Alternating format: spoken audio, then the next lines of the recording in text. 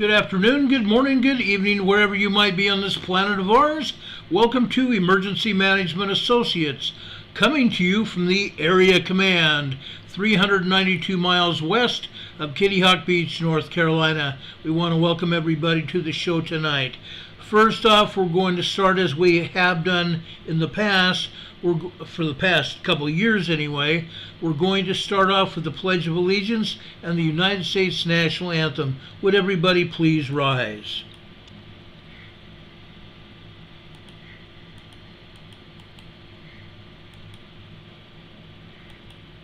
I pledge allegiance to the flag of the United States of America and to the republic for which it stands, one nation, under God, indivisible, with liberty and justice for all. Now would you make welcome, straight from Washington, D.C., the United States Army Corps Quartet. Yeah.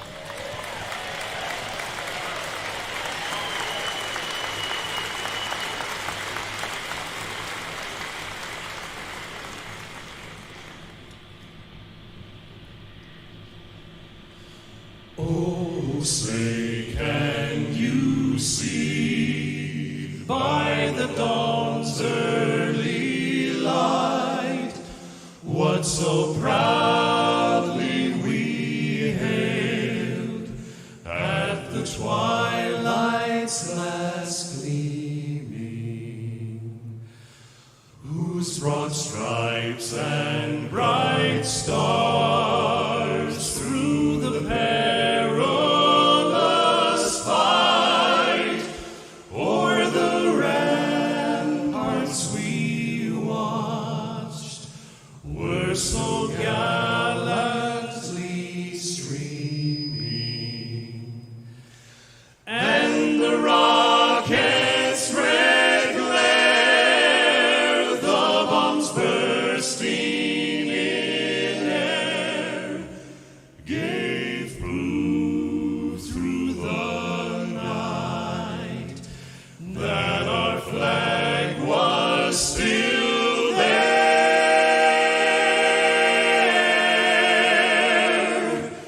Oh, say does that star-spangled banner yet wave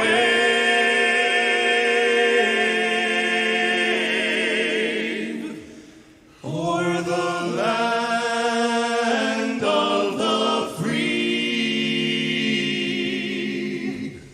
and the home of the brave?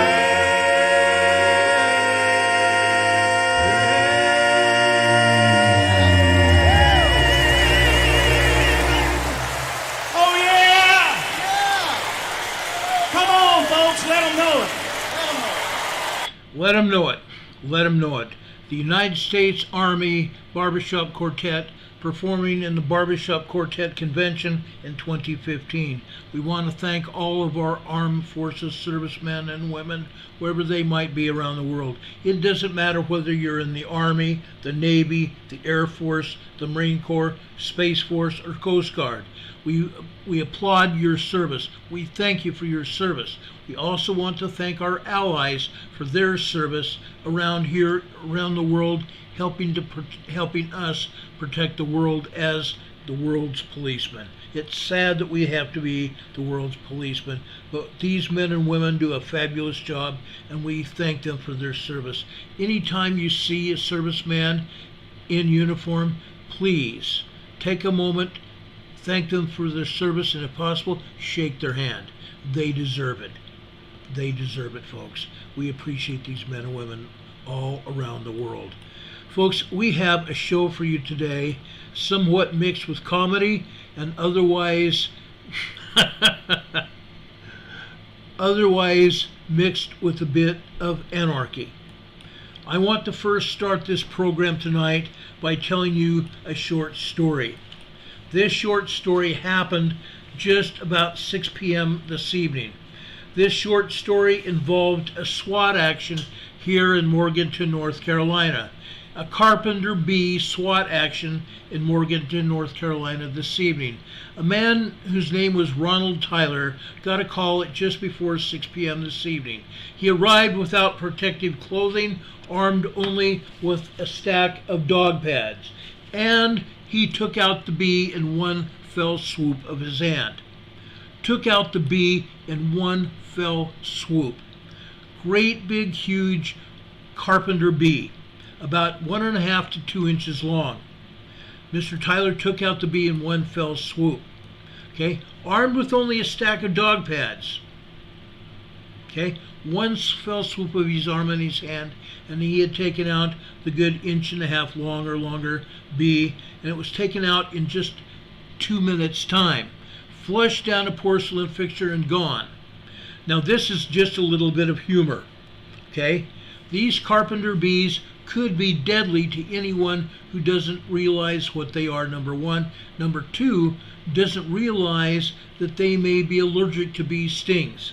A lot of people every day are hurt or seriously injured with a bee sting. These Carpenter bees look exactly like I posted them here. They're large black and yellow bees commonly seen during the spring, hovering around porch rails, decks, deck furniture, and underneath eaves of houses. In my case, they hover around in and around a bush. Not a flowering bush, but a regular green leaf bush. They can be distinguished from bumblebees in that the Carpenter bee has a hairless black abdomen. Okay, I did not check or wait to see if it had a hairless black abdomen. I knew it that it was this long. That's all I knew. And I took it out. Yes, my dogs were scared of it. They were barking up a storm. And somebody said, "Ron, come quick. There's a large bee in the house. It's in the kitchen. It's over by the window." So I went down, only armed with a stack of dog pads, and I took him out. Anyway, guys, I just wanted to state that, just a little bit of humor. We've had a lot of other things that have gone on that are less humorous in our world, okay? Dennis says, Carpenter bees don't seem to bother me. They live in my picnic table. Oh, wow. Holy cats. I don't have a picnic table, but I have a grill. I've got Adirondack chairs on my deck. I've got it made, but the bees are all over that. They're all over the front part of my outside of my home here. Crazy, just crazy. Now let's talk about another SWAT action that happened today. This was in Chicago. It's at the Trump Tower in Chicago. Let's play this video for you. And I'm Casey Cronus live at Trump Tower, where earlier this morning, law enforcement sources say a woman armed with a rifle walked into the building in what police are calling a domestic-related incident.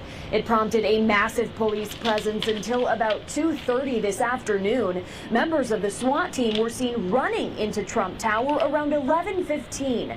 Police radio traffic showed that officers were called to the 27th floor, where the woman was headed after allegedly saying she was tired of being abused by her husband. The lower floors of Trump Tower, located at Wabash and Kinsey, are made up of hotel rooms, while the upper floors house condos. Police confirm this is believed to be an isolated incident and there is no threat to the public. A resident describes the chaotic morning. I was just doing some housework and some cooking and decided to take some fresh air. Came down to the lobby and I was quickly escorted away from the lobby out of the building and was told not to come back until it was clear. I asked several times what was going on and they wouldn't acknowledge, but I would assume that whatever was going on was serious and it was best I just left and didn't come back. The scene is now clear. Police say no one was hurt, but one person was taken to the hospital for evaluation. Police have not provided any additional details on exactly how they de-escalated this situation or if that woman lives in this building.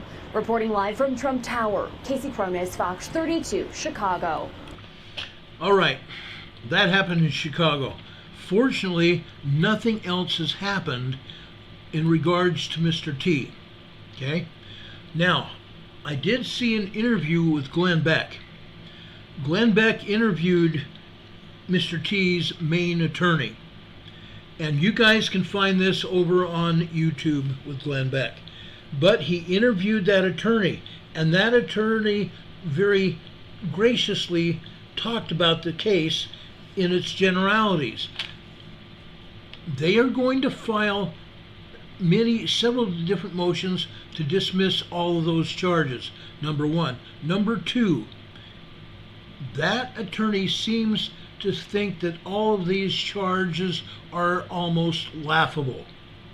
They don't come to a specific meaning they don't come to specific charges. Again, Mr. T was charged with 34 counts of felony wrongdoing. What Mr. Bragg did, he took what was a misdemeanor and he trumped up, excuse the pun, it's not a pun, but he trumped up the charges and he got a bunch of misdemeanors together to make a felony. And then he charged every one of them as a felony. You can't do that. You can't take one misdemeanor and try to put a bunch of other misdemeanors together and have a solid case as a felony. You can't do that. Even the attorneys in law school are told not to do it. In many cases, this only signals that this is a very weak case. And they're going to file dismissal charges. They're going to address every charge, and the attorney seems to think that this will not ever get to court and it will never see a jury. That's where it's at. This is all politically motivated. So I'm not going to worry too much. They have until January to go back into court. They said December 4th, but actually it's January before they would even get into court to pick a jury and to go through that process for trial. That would be right in the middle of the political season. Right in the middle of the political season. And in fact, it would be during the Iowa caucuses, one of the most important caucuses in the nation, which basically would signal the start of the political season next year, but it also signals, more importantly, which candidates are really viable. The candidates that come up on the top of the Iowa caucus are usually the ones that come out on top. So anyway, that's what's going on. I don't believe it is anything. Okay? Don Patoka, one of my dearest friends in the chat, saying it is the same alleged crime 34 times. That's exactly it. That's exactly the point. It's a joke. It's literally a joke. I've never seen anything so stupid in my life. And I've helped prosecute many crimes throughout my career. I went to court a lot. A lot. And I had only one case in all my years in law enforcement. I had one case that I lost. And I won't even go into the innards of that case. It was stupid. Even my police chief found out about it before I even got back to the department. He said it was the most stupid judge that he's ever seen. And I should have won that case. But anyway, needless to say, it's a joke. Okay? I want to thank everybody that has joined us this evening. We're going to talk about quite a few different things today. Okay, I started off with the B SWAT and then went to the Chicago SWAT team event. Now I'm going to show you an earthquake that hit last night. This was a 6.3 very strong earthquake just off the coast of Panama last night. Notice where it's at. It's at the edge of the Cocos Plate. The southwestern edge of the Cocos Plate, off the side or off the side, off the west end of Panama. Folks, this was a very strong earthquake. Anybody that lived on this island that's just south of this quake felt it. It happened out in the ocean waters, but if it had happened completely away from any kind of landmass, nobody would have felt a thing, because the ocean waters absorbed the seismic energy. If anyone was on this island, they got hit with probably 6.0 magnitude energy. The people over on the land in Panama itself probably got hit with a 5.5, 5.4 energy. Very strong still. 5.0 to 5.9 are considered to be large earthquakes. Large earthquakes. 6.0 to 6.9 are considered to be very strong earthquakes, whether it was large or very strong. 5s or 6s. Those size earthquakes can kill people. They can injure people. We're going to do follow-up on this as well. I don't think this was stronger than what they're saying it is. I just don't think so. But there's a lot of stuff going on, and we're going to come back to that later, okay? Over here, closer to mainland United States. This happened at Mount Hood today, okay? This was a 2.23 magnitude earthquake. They say, folks, that it was at government camp. I'm sorry to say it was not at government camp. It was straight down inside the volcano, about 1.2 miles deep, okay? Down inside the volcano.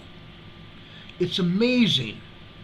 It's completely amazing that they can say it's at government camp. How can they do that?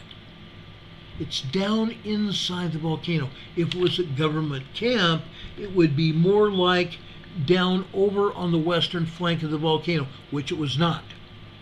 Okay? Very interesting observations here. Okay? I shake my head about some of the things I see. Okay? Let me tell you about some other things that have happened. Okay? I want to start out with this. These are all the earthquakes that have hit within the last week. Okay? I'm starting with the strongest earthquake. Okay? This was in Papua New Guinea just 3 days ago. A 7.0 and I believe it was a 7.3 magnitude earthquake in Papua New Guinea. It was over in the ocean for the most part. Okay? There was some land affected by it, but it was all rainforest area. It was forested area. Okay? Then the next one. Okay? This happened also 3 days ago. It was a 6.5 very strong earthquake. This happened on land over in Kamchatka Peninsula, in southern Kamchatka Peninsula. It did not have anything to do with volcanoes. However, there are many volcanoes in that area as well as Kliuchevskoye volcano. It wasn't near this earthquake, but the earthquake was near it. Okay? Then, I want to go over to an earthquake that happened yesterday. A 6.3 magnitude quake, a very strong earthquake. This was in Boca Chica, Panama. Boca Chica, Panama. This is the one I just showed you. Boca Chica, Panama. This was over on the ocean side, the Pacific Ocean side. Okay? 71 kilometers offshore. Like I said, that strong an earthquake possibly could have been felt by hundreds of people over on the land as possibly just a large quake, a 5.2 or 5.3 earthquake. Okay, it's possible.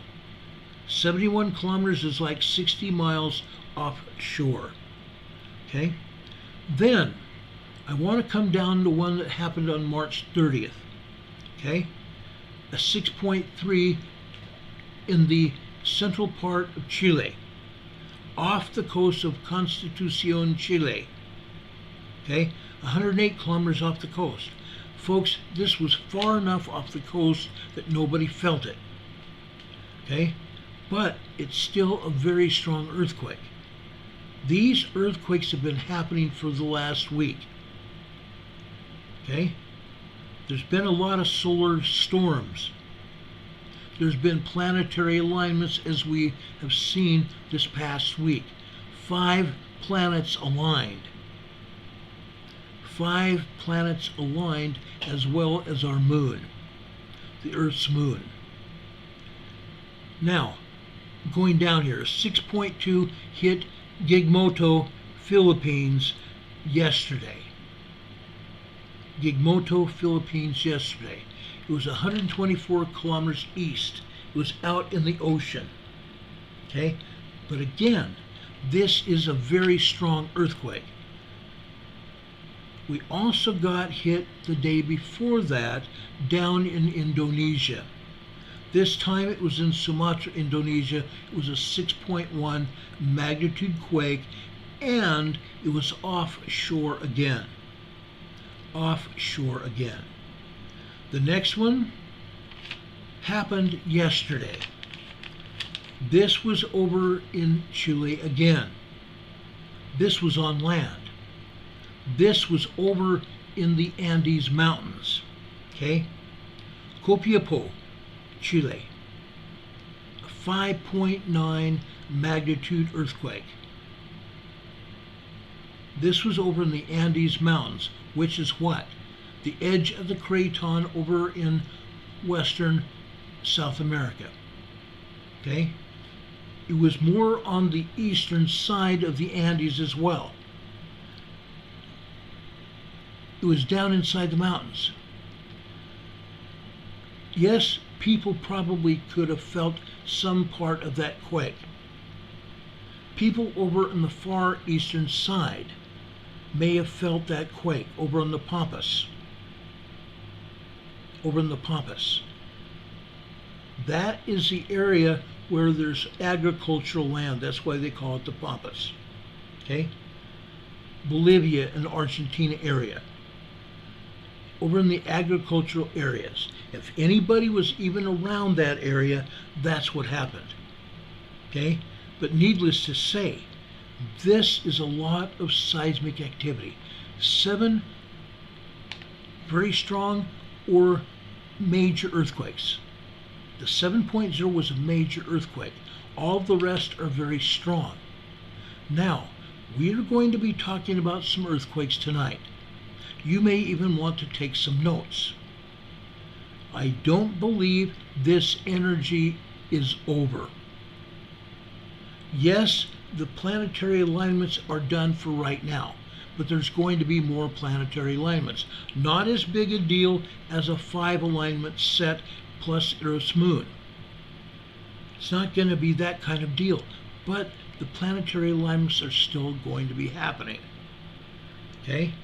We're also not through with very major solar flares being launched from the sun. That also affects what goes on here on the Earth. It affects everything. It affects people's attitudes and moods. It affects everything that's going on around the Earth. It affects humans, can get sunburns. Animals can get hurt with sunburns and plasma radiation sickness. A lot of things can happen. What I'm saying, folks, is you need to be aware of your surroundings. Be aware of your surroundings. It's not just the earthquakes, okay? Not just the earthquakes. Now,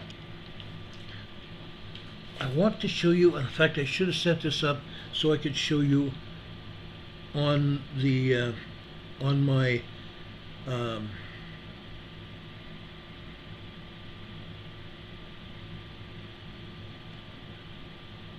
I should have set it up so I could show you on the broadcast software, but I think I can still do this.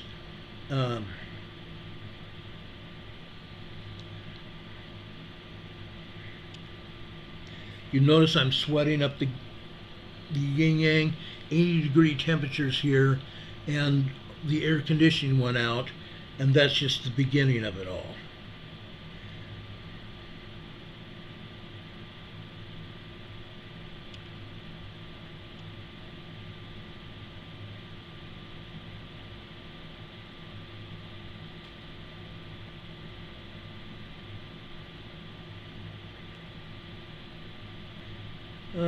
Crud. Just a second. Let me see if I can do this still.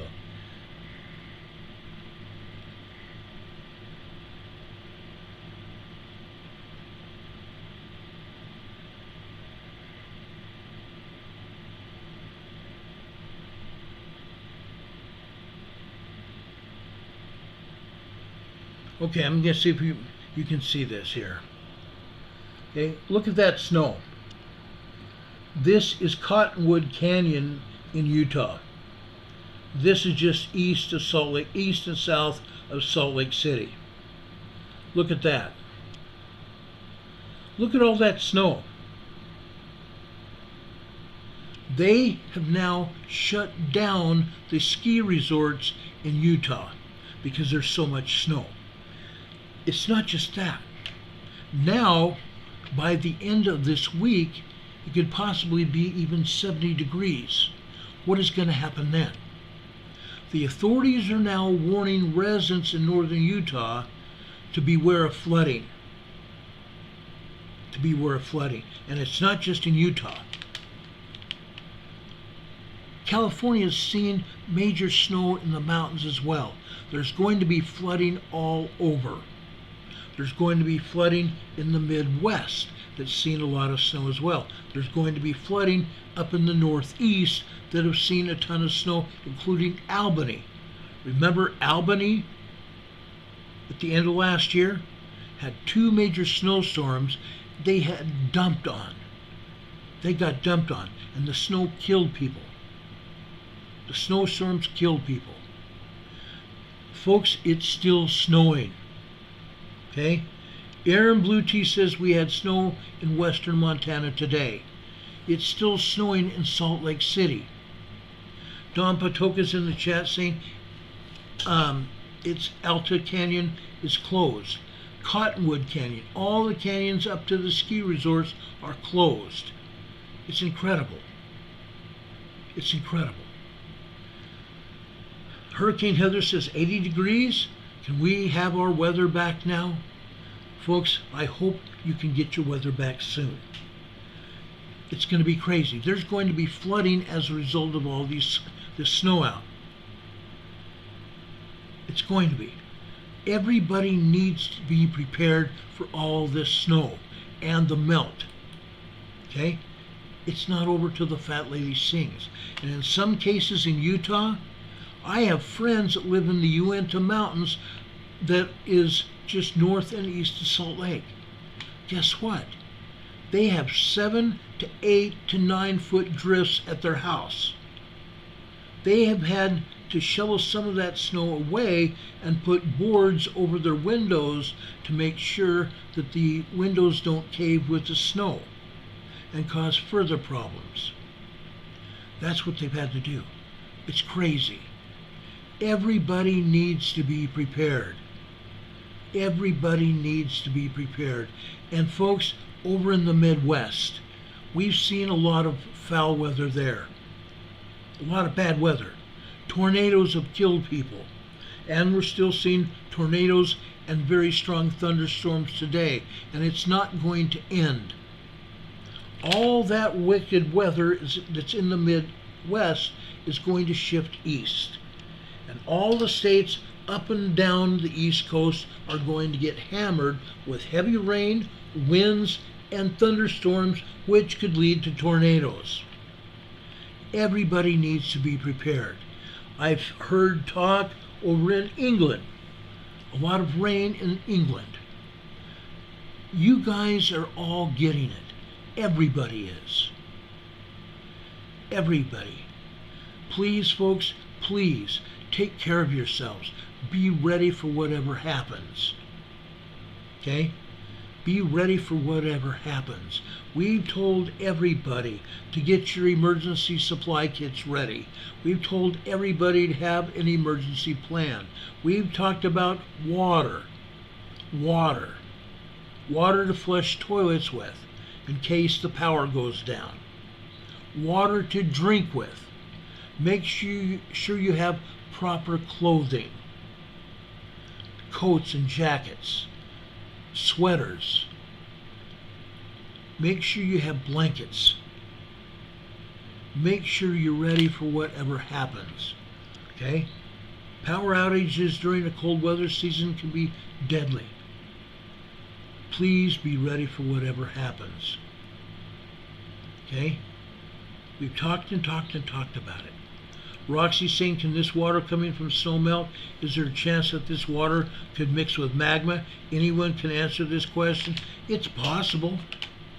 It's possible, but we presently don't have areas of magma within the depth of water. Water can seep into the soil inches, sometimes feet. I don't believe we have any magma at this rate right now near the surface. At volcanoes, yes. Yes, there's a possibility that could happen. Okay? The weakened area where the snow water has gone into the soil, weakening that area, and the magma pressure can blow out the side of a volcano, that could happen. Okay? About 2.5 years ago, we covered a story where we showed a video on Mount Rainier of melting snow that came down the entire side of the volcano. Caused lahar. And I've told this story many times on this channel and on the other one prior to that. Told the story. We showed you the video. It's not fun. The lahar caused a lot of damage. All that rock, the sand, the gravel, the branches, the trees, fell all that great distance and kept on going. It destroyed a road that had to be repaired. It destroyed a lot of area at Mount Rainier National Park. USGS denied it happening at first. Then they had to go back and admit to it. U.S. Forest Service also denied it, and they also had to admit to it. Now they have put up lahar sirens all over the park. So if this ever happens again, we'll be ready for whatever happens. Okay? Before President Trump left office, he traveled to Mount Rainier. He heard the sirens go off as they tested him. This could happen at any time. All of you that live around Mount Rainier, Mount St. Helens, Mount Hood, Glacier Peak, even upwards north along the border of Canada and the United States, Mount Baker, Mount Constitution, south of Mount Hood, Sisters Volcano, Newberry Volcano, Crater Lake. Any one of them could go at any time, and it's not just them. Shasta and Lassen can go as well. You need to be prepared. Watch whatever is going on around you. Please, watch what you're doing. Be prepared for everything. Okay? Please be prepared for everything. Okay? Make yourself a plan before you do anything else. If necessary, start it tonight. I've said this for I don't know how long now. If you don't have a plan, you're going to be up crap creek without a paddle. You're going to be running around the area like a chicken with its head cut off. And you're going to forget to do things. You're going to forget to take things with you that are important as you load your car to get out of Dodge if you have to evacuate. Okay? You need to have a plan addressing all kinds of scenarios, not just earthquakes, not just fires, not just tornadoes that are coming. And you need to leave Dodge immediately. Okay? It could be a hurricane. It could be anything. You need to have a plan and address every kind of possible scenario that could happen. My plan that I have here is like 50 pages. My plan here, and I live in an apartment. It's 50 pages. I had one plan I wrote for a resort in Park City that was 110 pages and growing.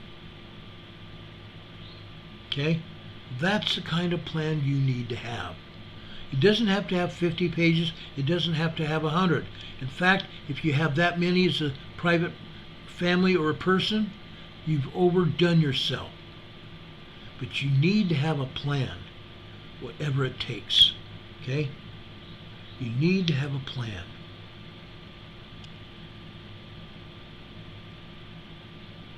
Richard Smith is asking, can destabilization of a volcano originate from a snowmelt and induce landslide? Not necessarily. It's possible, but it's not probable. Okay? It's not probable. I'm going back over here. Michael McKinney says they are BS. I'm wondering what he's talking about here.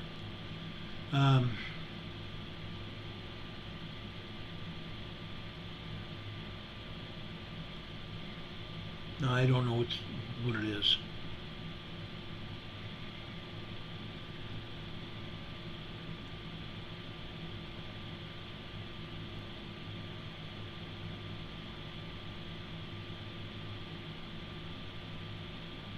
Michael McKinney, what is it that makes no sense, please?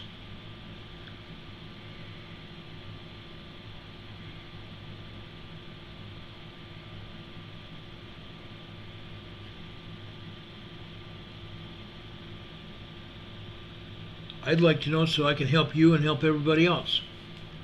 Oh, the USBS, yeah. Yeah. They make no sense. They absolutely make no sense.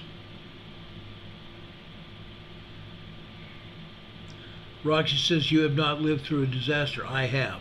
I've lived through several disasters. I've done disaster drills.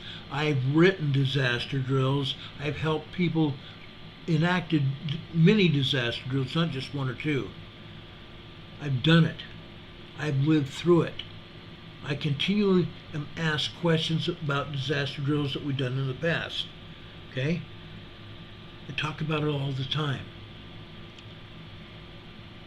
Anyway, guys, there's a lot more that I want to talk about. I am going to go over and miss today. I'm going to miss talking about the New Madrid. I want to focus now over in Southern California. Okay?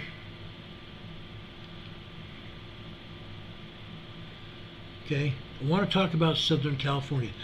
This, folks, is what I want you to take notes on. Those of you that live in California are getting hammered. Okay?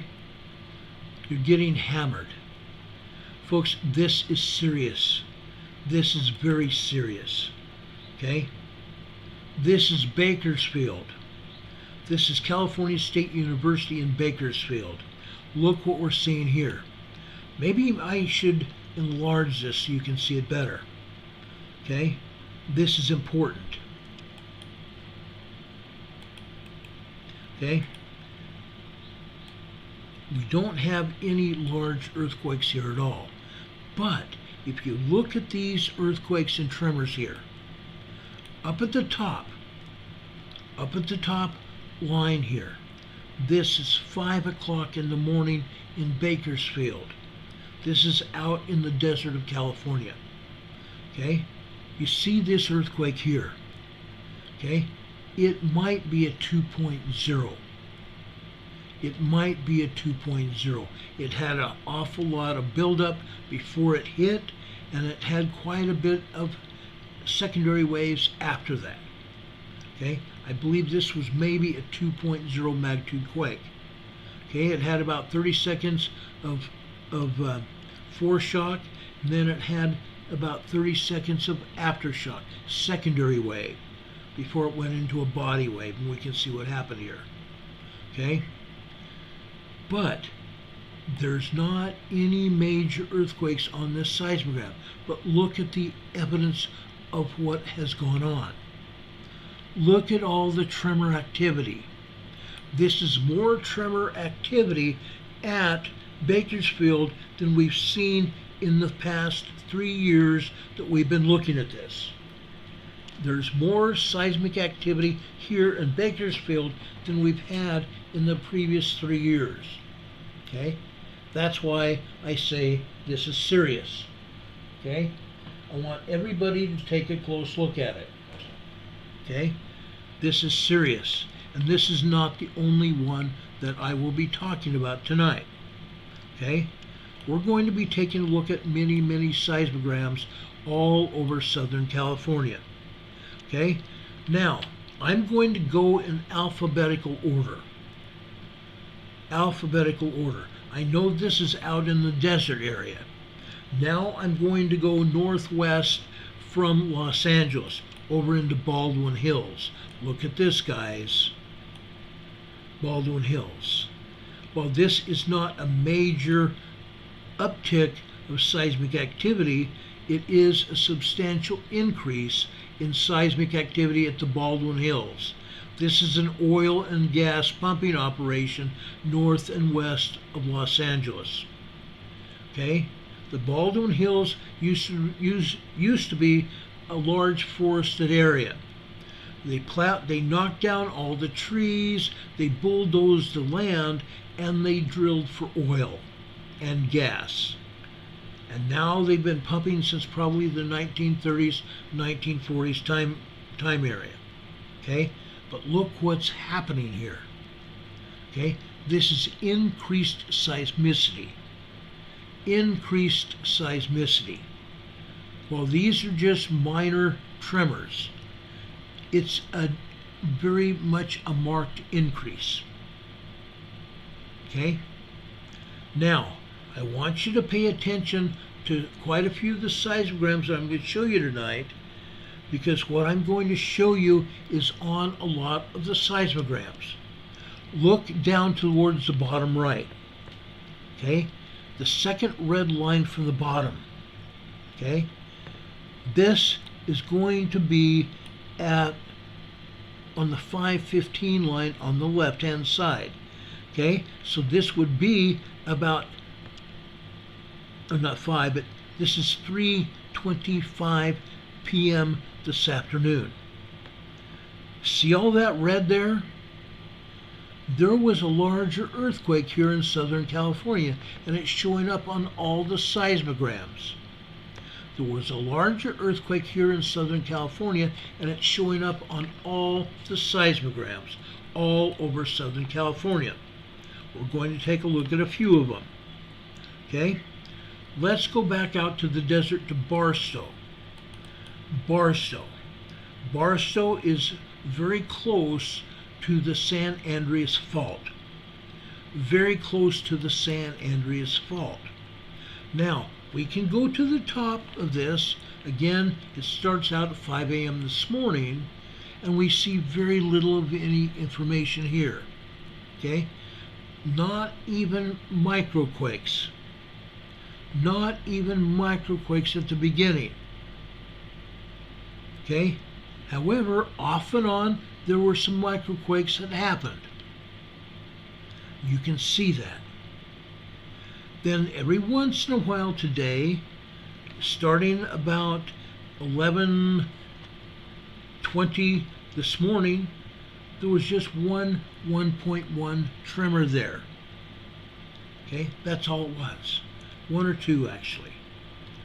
Then we jump down to 12, I want to say this is 12:23, not even that, I'm sorry, 12:13 p.m. this afternoon, another 1.0. And you can see these smaller tremors that are kicking up here and there. Again, over here on this red line, the second red line from the bottom. Okay, this again.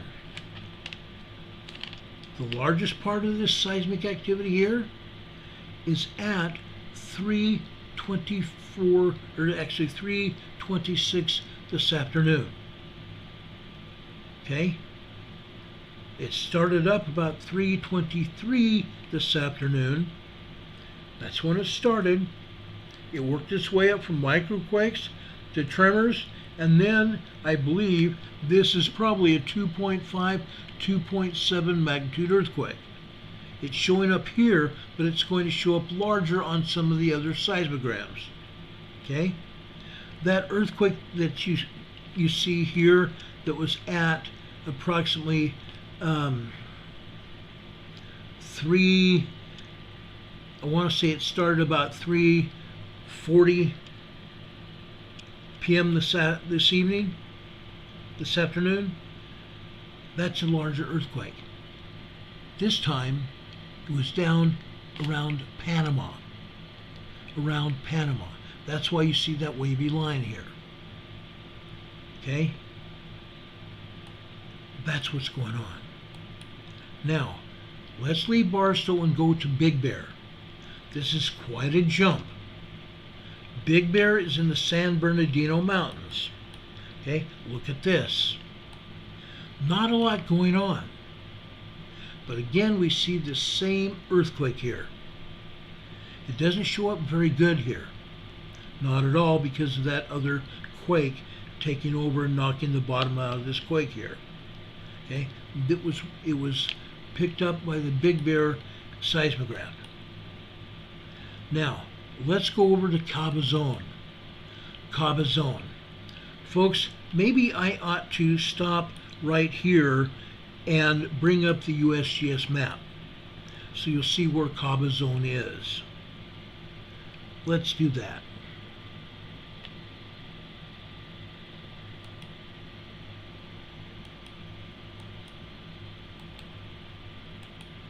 Okay, that's San Francisco Bay Area here. Okay, let's jump down here to Southern California. Okay, see where this red quake here is? This is Fontana. Okay, they're showing a 1.3 tremor here. A 1.3 small tremor here in Fontana. Well, guess what, folks? I'm going to show you a larger earthquake than that in Fontana in just a few minutes. Okay? They're showing 1.3 that just happened. Well, guess what? There's been a lot larger seismic activity in Fontana today. Okay? Cabazon area, guys.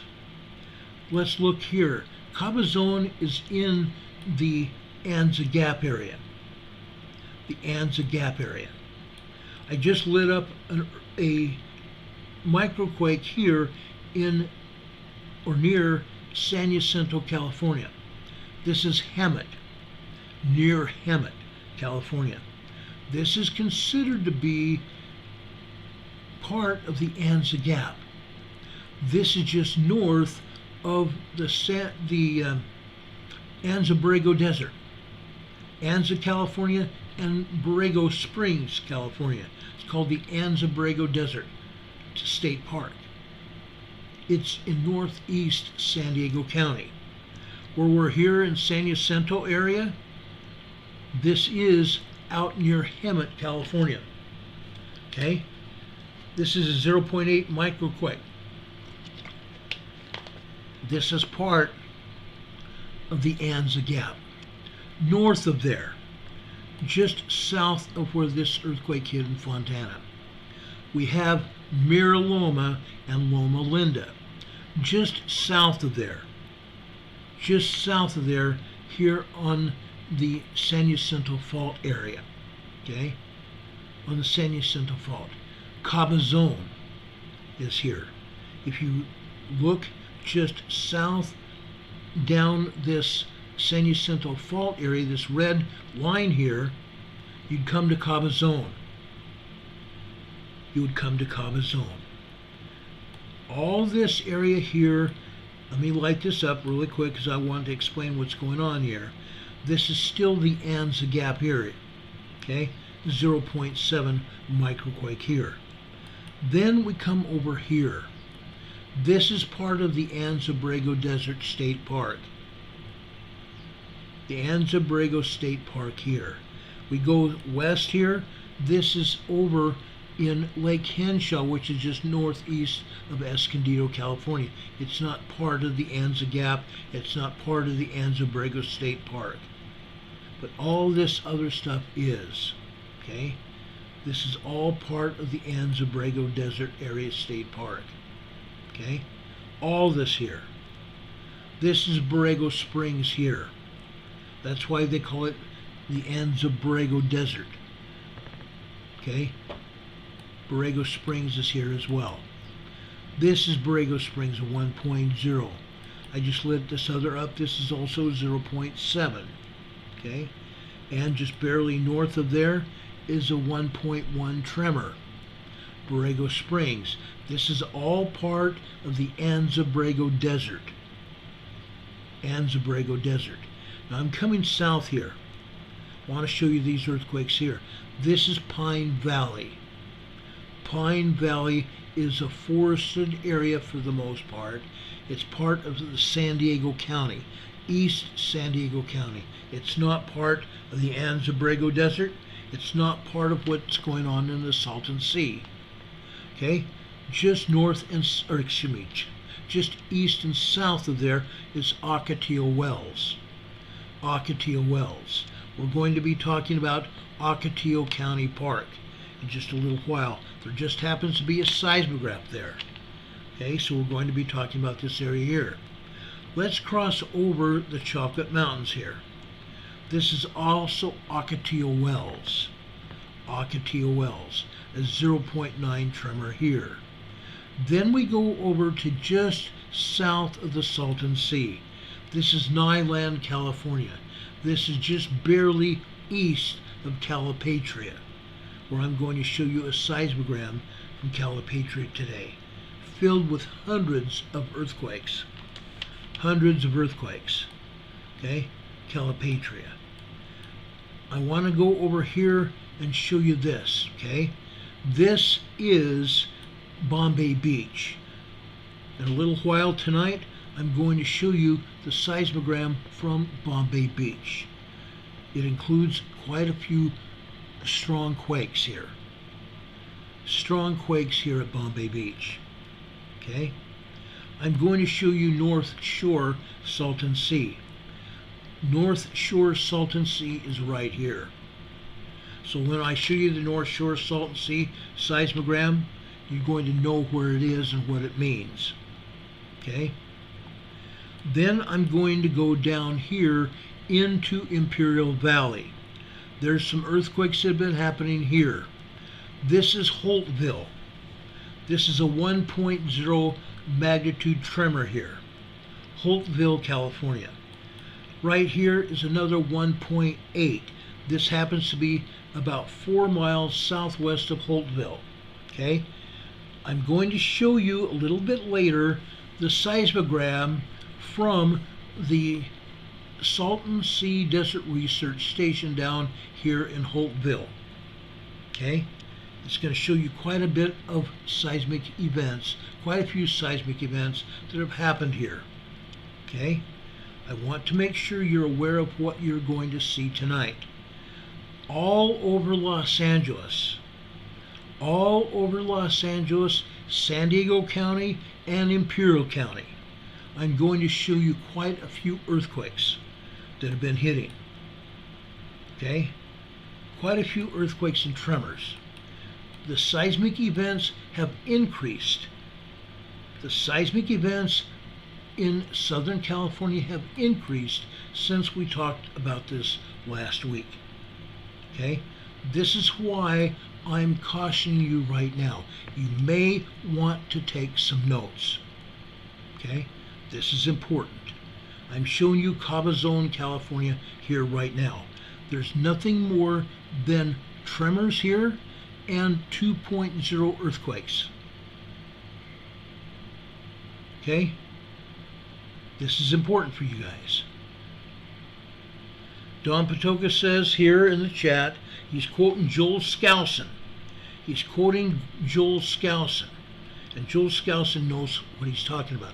If you want to look up Joel Skousen on the internet, he's written quite a few books. He's very knowledgeable. Don Patoka quoted him saying, "Knowledge will not save your life unless you put it into action." And that is absolute truth. That is absolute truth.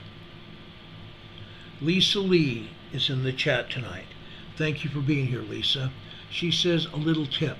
Every time I finish a laundry soap jug, I fill it with tap water and store it if pipes break so I can use it for toilet water. For those jugs are higher grade plastic than cheap gallon. I agree. I agree. If you don't like plastic, I have those pods. I buy pods. No, I don't have children here. I keep my pods way off the floor in a closet on a shelf, so my dogs are not going to get to them. I don't like using those jugs. And yes, I probably would have put water in those too. You can do that, but remember, that is not drinkable water. That is toilet water. That's to be used for toilets. Okay, flushing toilets. Don't use it to clean with. Use it to flush toilets with. Okay? Anyway, getting back to this seismic energy here. Richard Smith just warned us about a 3.1 earthquake near the Ecuador-Colombia border. There's going to be a lot of those. A lot of those in South America. Okay? Considering that they have gotten hit with 5s and 6s this past week in South America, it's going to be a crazy, crazy week in South America.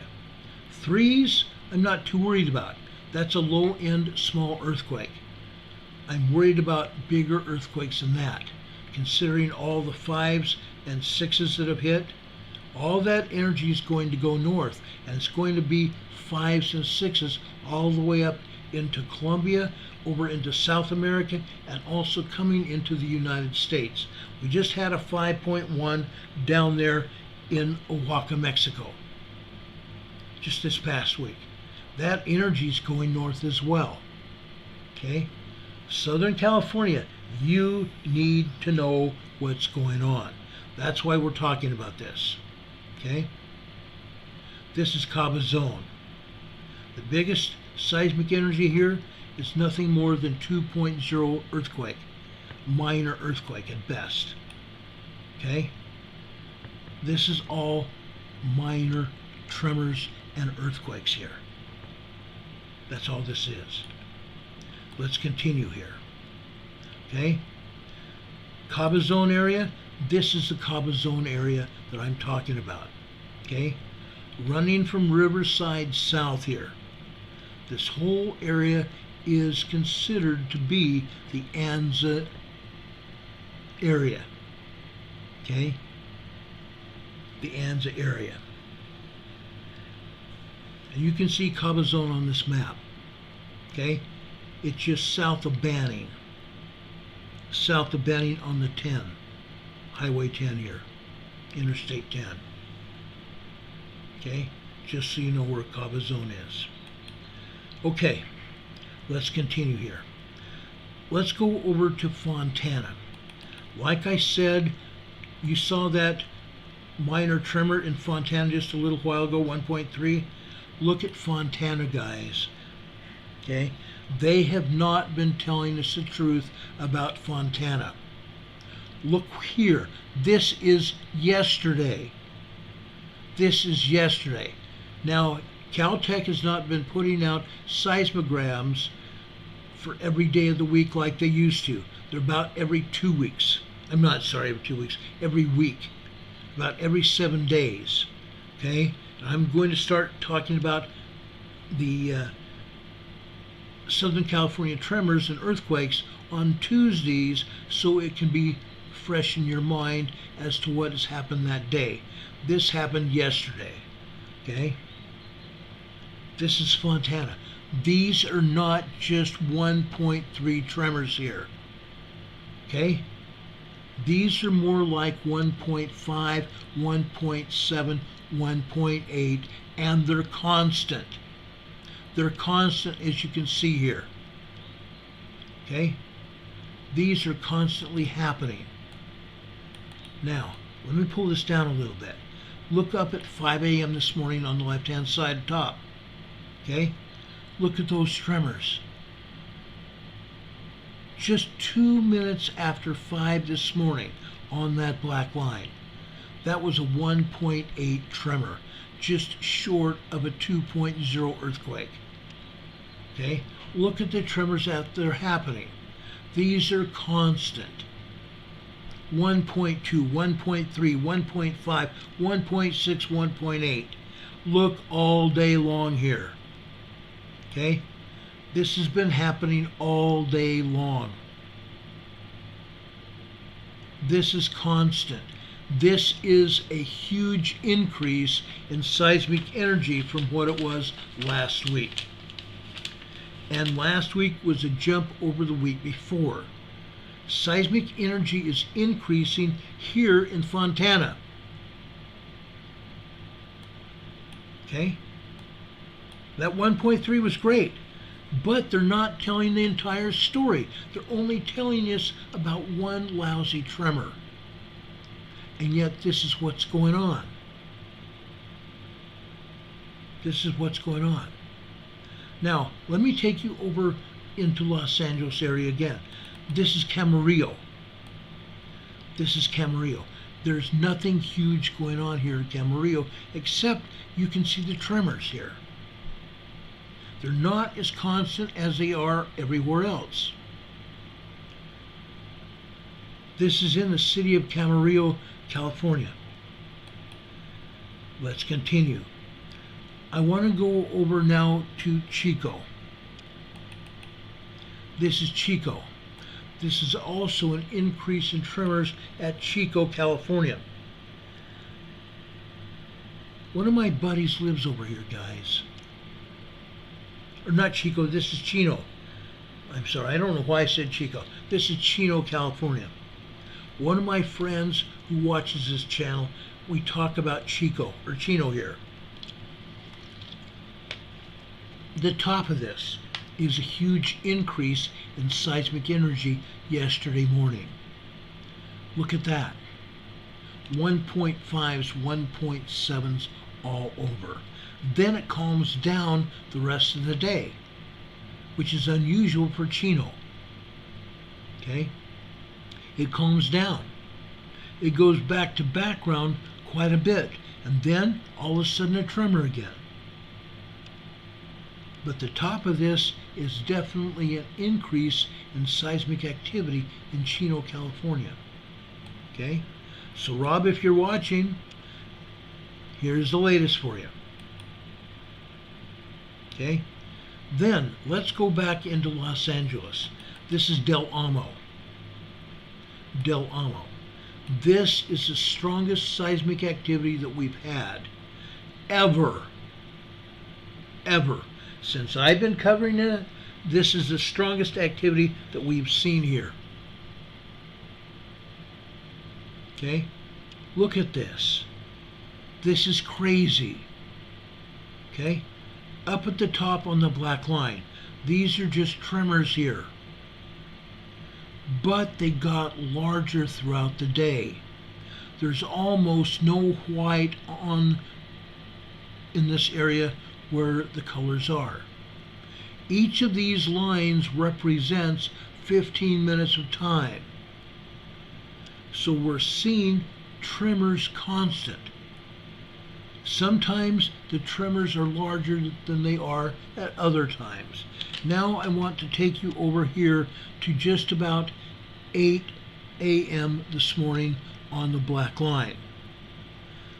As we go over here to the center of this seismogram, after 8 a.m., you can see what I'm talking about. Okay? You can see the lines reaching further up. 3/4 of an inch long reaching up. The bottom of that same seismic event is being covered up by the color below it. So now That seismic event that lasted about 20 seconds, it was probably a 2.5 magnitude earthquake, at least. A 2.5, if not a 2.8 magnitude earthquake, just below a 3.0 small. Okay? You can see a lot of this happening, not just on black lines, but on blue lines and red lines as well. Now I'm talking about the 1115 red line going across here. You can see a lot of red here. Again, these are 2.5 to 2.7 magnitude earthquakes, minor earthquakes. Okay? Now, this continued all the way through this afternoon until just after 2:30 p.m. this afternoon. Then it calmed down to 1.5, 1.7, 1.8. It calmed down.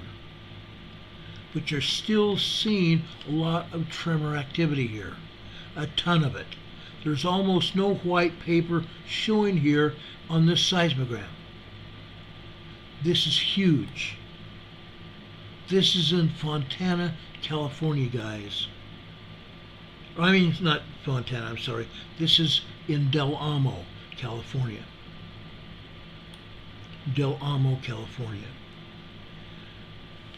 Now, I want to go over to Ellis, California as well.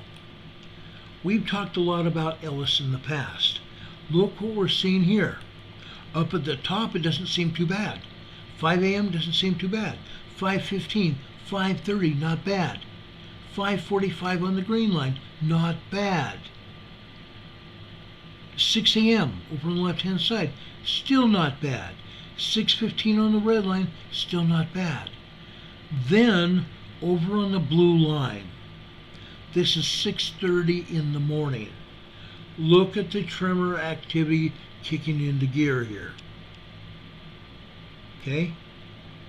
I believe the first part of that blue line is nothing more than good-sized tremors.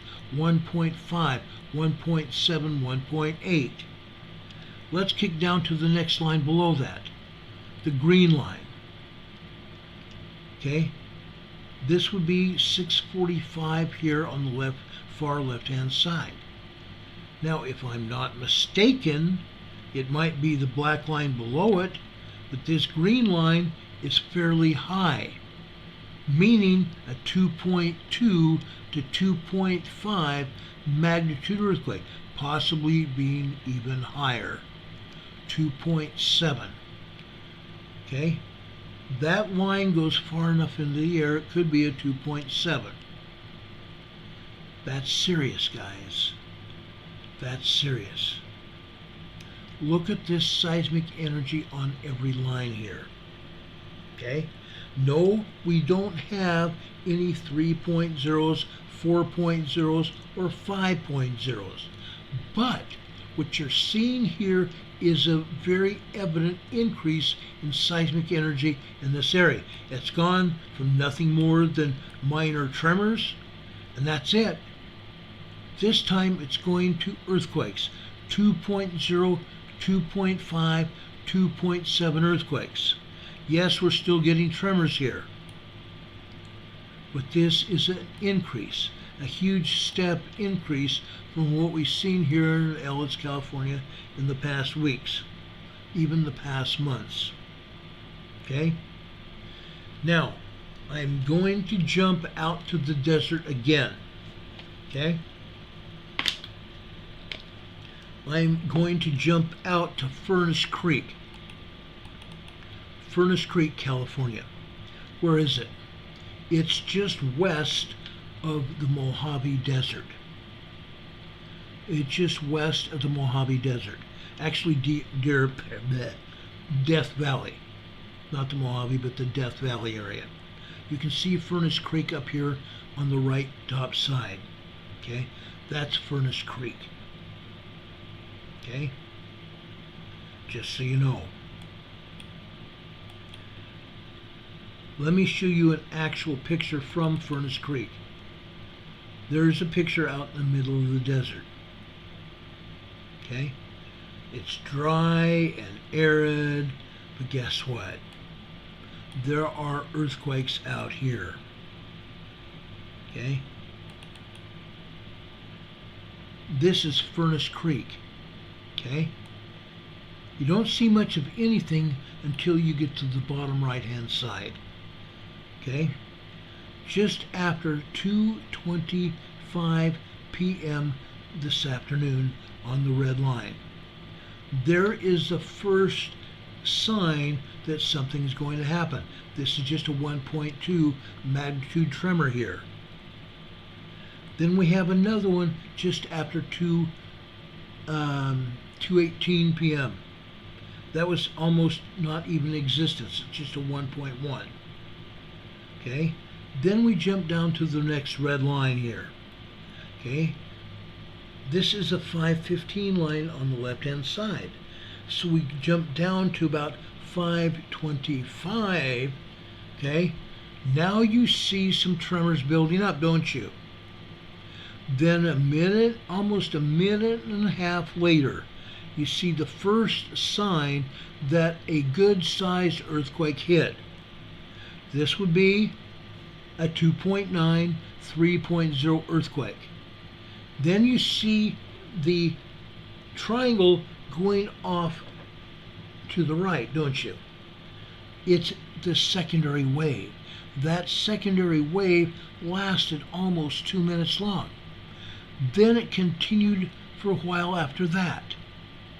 Okay? It continued for 2 minutes after that. Okay? That was a 3.0 earthquake. Where is it coming from? Okay? This seismogram picked this up. But this is not the location of that earthquake. Okay? Let me take you out to Goat Mountain. Okay? This is nowhere near where we usually talk about. Okay? You see some tremors here. The biggest tremor happened after 1 p.m. today, about 1:21 p.m. today. 1.2, maybe 1.3 tremors.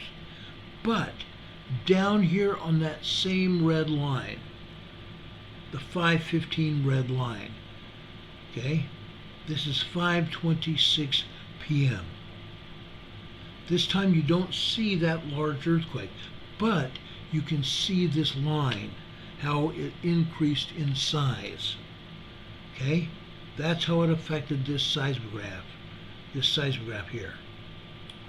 Let's continue. You're going to see these earthquakes continue. They're going to be picked up.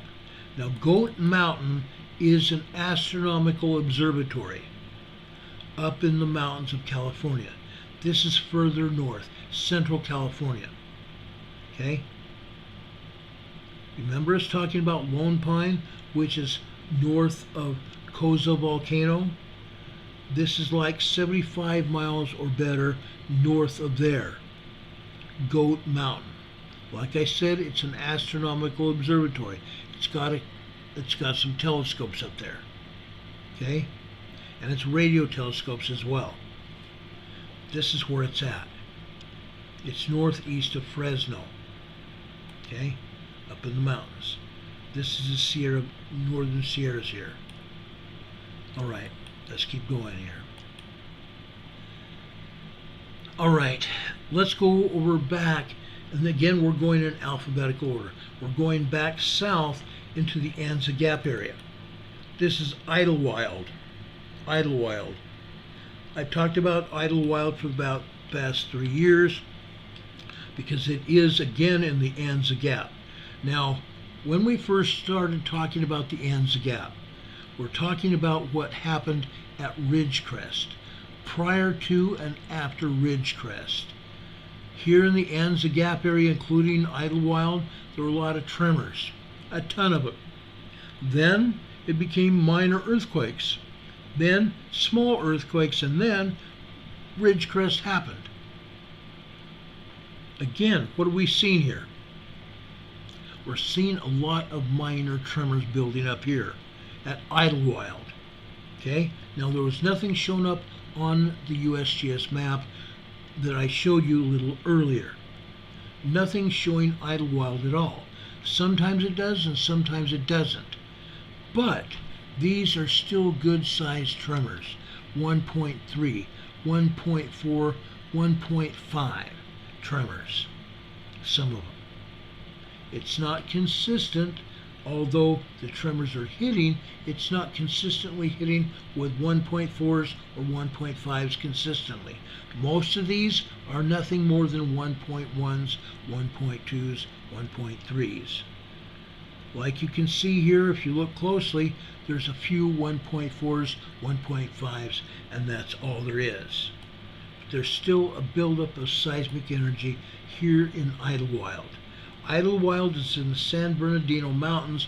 It's a beautiful community. I've hiked through here. I've driven up there and spent the weekend hiking and glamping.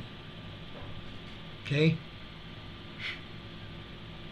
An A-frame cabin with nothing more than alarm clock radio, and that's it.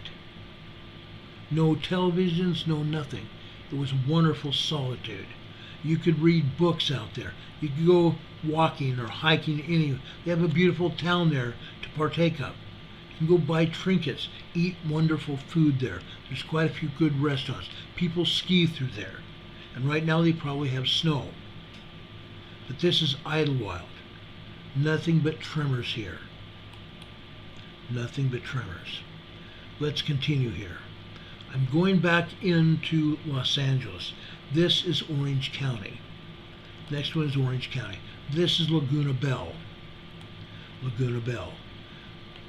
We have seen less seismic energy here before. This is an increase, a small increase in seismic energy here at Laguna Bell. All you're seeing here is 1.2s, 1.3s, 1.4s. I don't even see a anything over the 1.4, 1.5 tremors at all. That's it. But it's consistent movement. This is consistent movement, tremor movement. It doesn't stop. It goes on. Okay? We've seen this kind of stuff happen at other places, but this time it's happening at Laguna Bell. It's constant shaking. Literally constant shaking. Now, I want to go over to another place. This is over by Long Beach area. Let's go to Light Hype. Look at this, guys.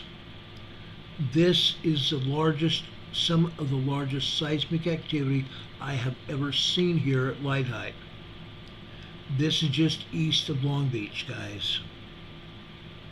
Here we're seeing a lot of 1.5s, 2.0s, 2.5s, and folks, yes, at the bottom right, the bottom left-hand side here, on the red line, I believe you're seeing even some 3.0 magnitude earthquakes in the first few minutes of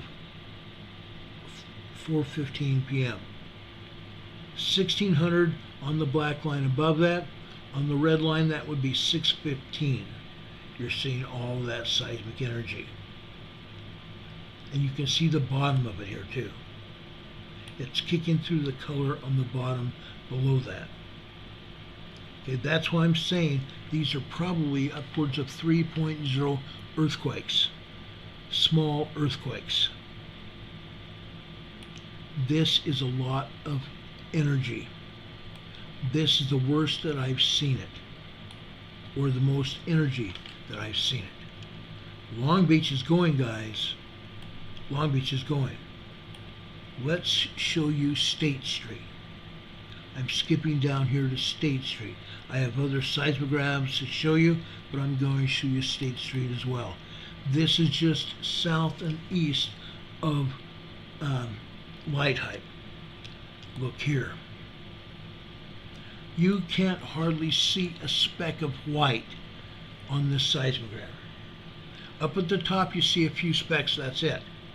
And then I think there's 3 or 4 other white specks throughout this seismogram. This is showing you what is actually going on here near Long Beach. This is a lot of earthquake activity. It's not just tremors. There are no minor microquakes here. There's no tremors here. These are earthquakes now. 2.0 and larger earthquakes. Okay? This is important. This is important. Michael McKinney says he's in North Hollywood. Well, Michael, I hate to tell you this. I did not even put up the North Hollywood seismogram tonight because it's trash. Caltech, probably with the assistance of USGS, trashed the North Hollywood seismogram. It's garbage. Nothing but garbage. Okay? You can't even see anything going on there. That's how garbagey it is. Okay?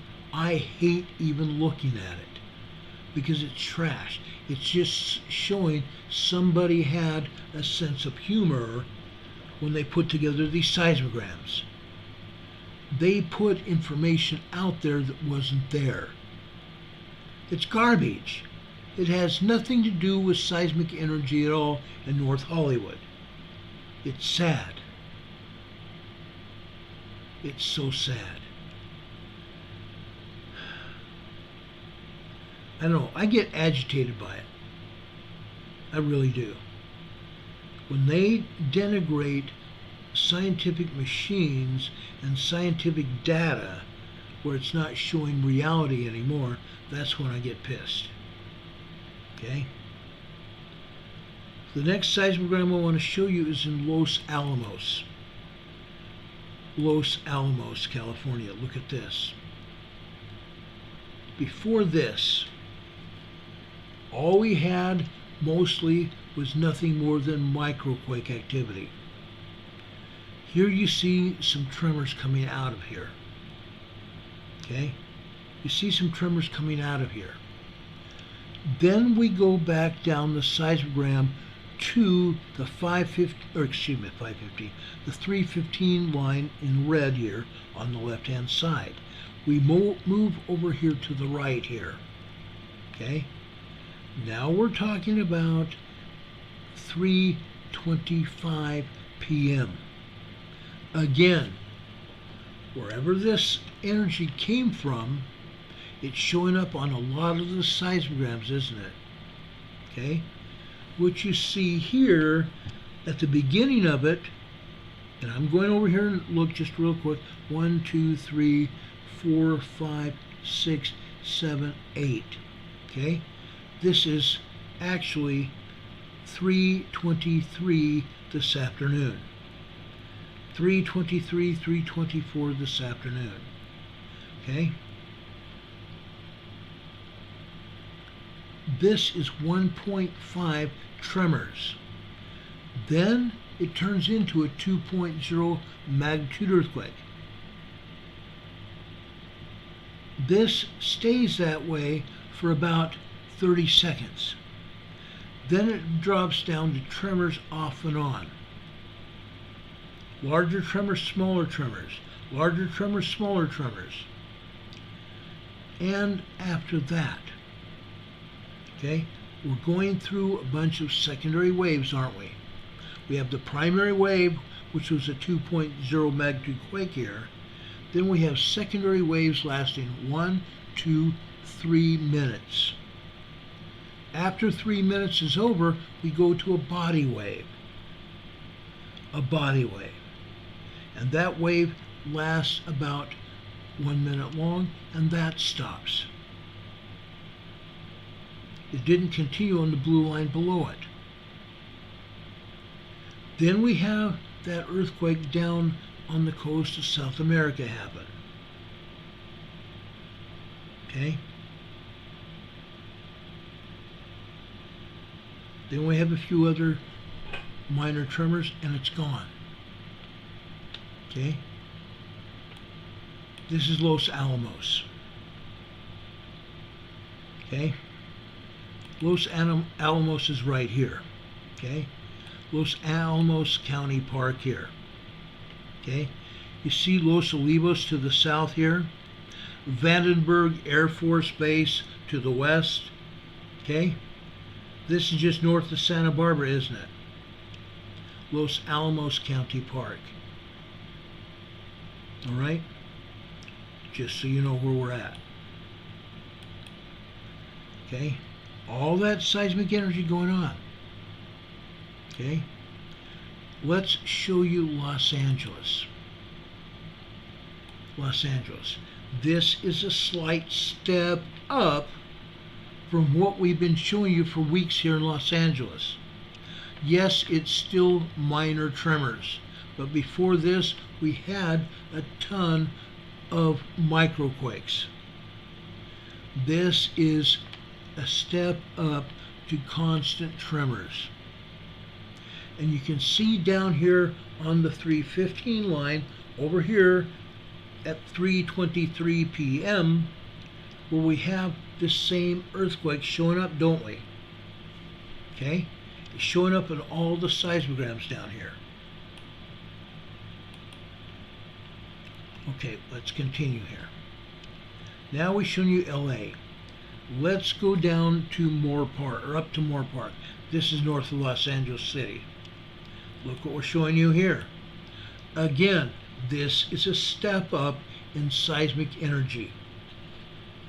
This is definitely a step up of what's been happening. We used to see a lot of microquakes, small tremors here. Now the tremors have gotten larger, haven't they? They've definitely gotten larger. Okay? I'm saying even some of these vertical lines look like they're 2.0, 2.2 in length. Okay? They're getting larger here. Yes, we see a ton of tremors here. We've seen that before. But it's still going on. But we're having more seismic activity as well. Not only has the energy increased, but the number of tremors and microquakes, and we're getting close to a full-blown earthquake. Yes, we could see probably 2.0 magnitude quake. 2.0 magnitude minor earthquake. We'll have to wait to see till next week what Moore Park holds here. It could bust out. It really could. Now I'm going to take you down over to Playa del Rey. This is over on the northwest coast, north of Los Angeles. This is a very exclusive community. People that have boats and yachts are in the harbor here at Playa del Rey, Marina del Rey area. Okay? This is nothing more than tremors here. There are no microquakes. There are no large tremors here at all. This is just very minor tremors here. Last week and the week before, it seemed like the tremors were subsiding. There were a lot of microquakes then. Now there aren't. The microquakes are gone and it's just minor tremors. Okay? That's the difference. We've seen larger activity at Playa del Rey, Marina del Rey in the past. It's likely to happen again. Okay? Now I want to go out to Rancho Palos Verdes. Rancho Palos Verdes. This is where it gets all over. Okay? Here we see a ton of microquake activity, but we're also seeing an influx of minor tremors as well. There are no earthquakes on this map, or on this seismogram. These are all tremors. All over, they're sprinkled everywhere. It's not constant. This time it's not constant here, as it is in other areas. This is Rancho Palos Verdes. let's take you over to Rancho Mirage. Let's go out into the desert of Rancho Mirage. Look at this, guys. Here we see a lot of microquake activity as well, but we see an increase in tremors. We see a definite uptick in tremors here. Now these are nothing more than 1.3, 1.4, maybe 1.5 tremors. That's all. But this is an increase in what we've seen here. That's what I'm talking about. This is an increase in overall seismicity. Okay? DD 2003 here says, I was in a hotel for a trial for a month after Northridge. Constant shaking. It was scary. I was not in a hotel. I was there for a week after Northridge. From the day that it hit, that afternoon my partner and I arrived in Northridge to assist Northridge police, LA police, everybody else that was there. And everybody else was all over.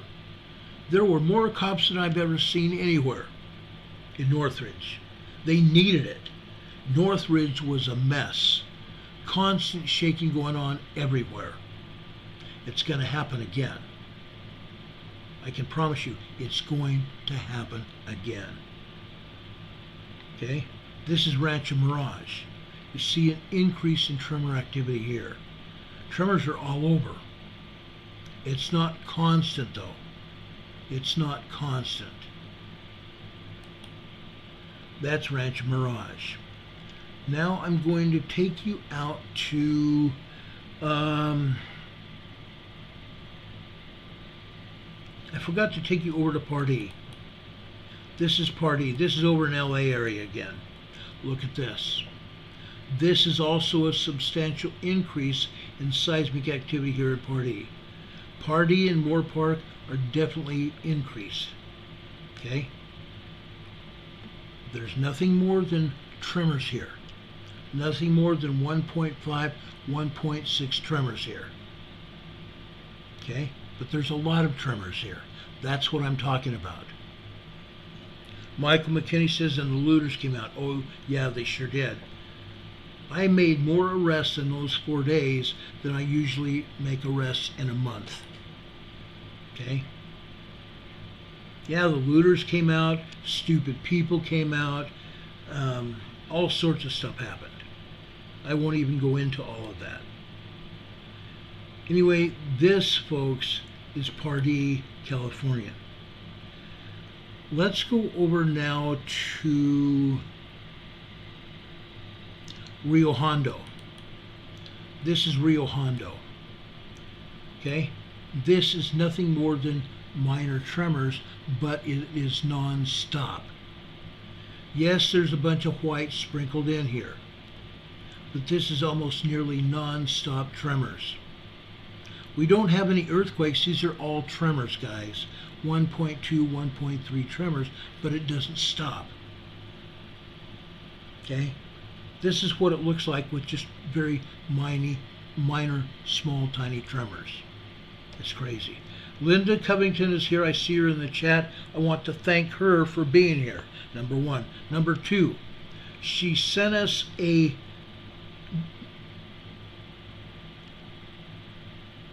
donation to our program on Venmo.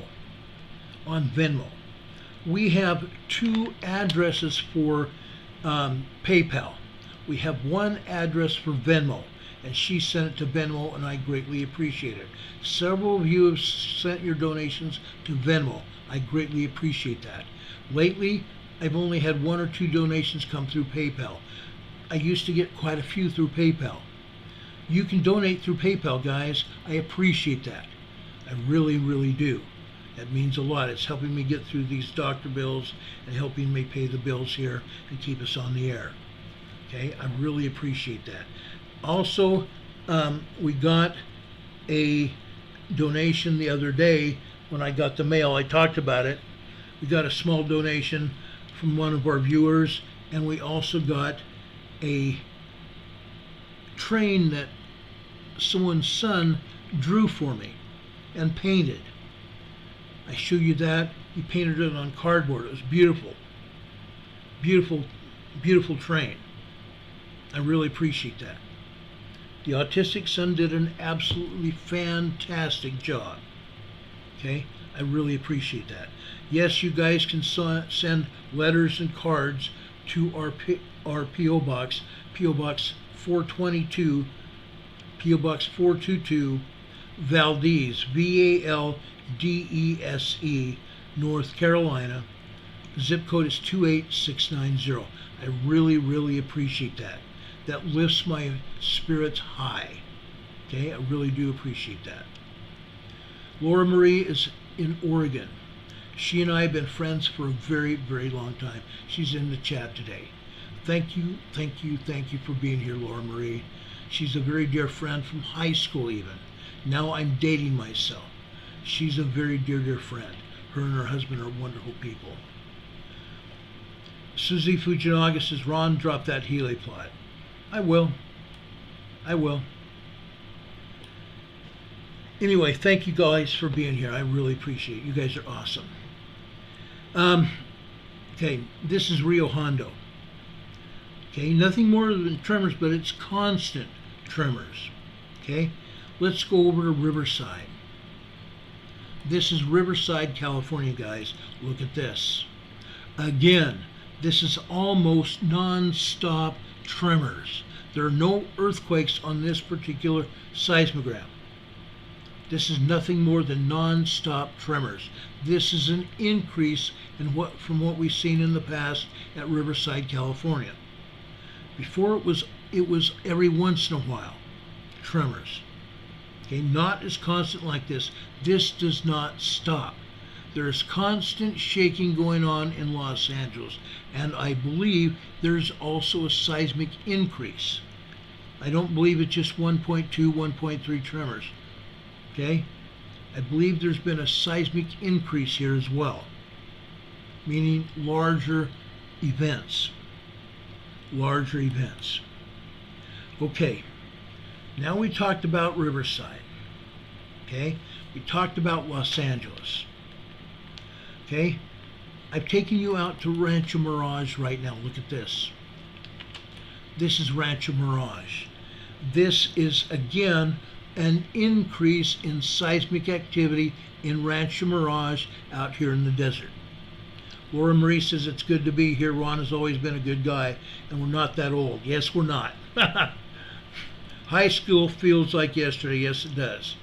I honestly believe that. There were a couple times I even took Laura from an early morning class up to the high school. We took an early morning class, and I took her up to the high school after the class. It was great. Laura Marie has been a very dear, dear friend who I've gone to church with, gone to school with, and have seen her grow, and not grow as a, well, she's grown as a person and as a woman. She's a very bright, wonderful lady. I couldn't say enough good things. She's a great lady, and so is her husband and her family. Okay, families are great, really great people. Her parents and my parents were very close, and they're probably together in heaven right now. It wouldn't surprise me at all. Wonderful, wonderful people. Anyway, guys, this is Rancho Mirage, California. Look at all these tremors. Nothing more than tremors, and you can see the buildup in tremors up at the top on the blue line. Okay, this is 5:30 on the blue line here on the left-hand side, and as it moves to the right, look at the increase in seismic energy here as it builds up. Okay, it took like 4 minutes to get to the high point of those minor tremors. 1.3, 1.4 tremors. Then it takes that long again to go back down. Laura Marie says, oh, thank you. She's just a wonderful friend. I appreciate her being here. She's been through a lot of stuff throughout her life. A great lady. Anyway, Rob's here. Thank you, Rob, for being here. Says thumbs up. Yes, friends and family, please give us thumbs up. We have 94, 95 thumbs up right now. God bless you for that. Thumbs up are just one of the analytical factors that YouTube uses to gauge whether they're going to let anybody watch our program. The number of people that are watching our program is one thing. They look at that heavily. They look at the timeline where everybody watches. Do you drop off right away, or do you stay for most of the program? They watch that heavily as well. They watch the thumbs up. That's a big deal. Okay? Do people enjoy what we're doing here? They look at that. There's a lot of different things. Friends, I would ask you all to stay here for as long as you can. Literally. You're going to get more out of the program if you stay for the entire program. And I'm not quite done here. Okay? So please stick around for this. This is important. A lot of this is where Laura and I grew up. Okay? Where she and I grew up. I am going to now take you over to... where shall we go here? Before we go down further south, I want to take you up north to Santa Barbara. Good old Santa Barbara. Okay? Look at this. Nothing much happens here except the microquakes. You can see the microquakes, and you can also see an earthquake that happened earlier yesterday morning. That was down, I believe, in Papua New Guinea. Okay? Then another shaker that happened that caught yesterday afternoon. You see the green and blue lines shaking down here yesterday afternoon. But again, look at the red line after 3:15. 3 o'clock is 1500 on the left-hand side. The next line below that is 3:15 in the red. We go over here to about 3:23 p.m. yesterday afternoon, and we still see that seismic increase in activity. Okay? There's only one seismogram that we have showing it to be a 3.0 earthquake at least. At least a 3.0 earthquake, maybe larger. But we're still seeing the increase in seismicity of that seismic event here. It's not showing 3.0 here, but it does on another seismogram. Okay, so that's what's going on there. Let's see where we go here. Okay, I want to show you Santa Clara as well in the North Los Angeles area. Santa Clara. Look what we have here. Okay, you see a bunch of tremors here. You also see a bunch of microquakes. Microquakes outdo the tremors 10 to 1. Okay? 10 to 1. But there are some just minor tremors here. Microquakes ruled the day here in Santa Clara. Why do we have such differences throughout the Los Angeles area? Why do we have so many different seismographs showing us information? Because every area is individual. There are earthquake faults all over Los Angeles. Not every one of the earthquake faults are connected. One of the faults could give us a 4.0 magnitude moderate quake. Another maybe a small 3.0, 3.5. Others give us those small minor tremors and quakes, 2.0s. But there are earthquake faults that can render 6.0 to 7.5 magnitude earthquakes. And we are watching that. We're watching that for all we can do. Okay? But this is Santa Clara. Nothing more than just a bunch of microquakes and every once in a while a minor tremor here in Santa Clara. Let's go on here.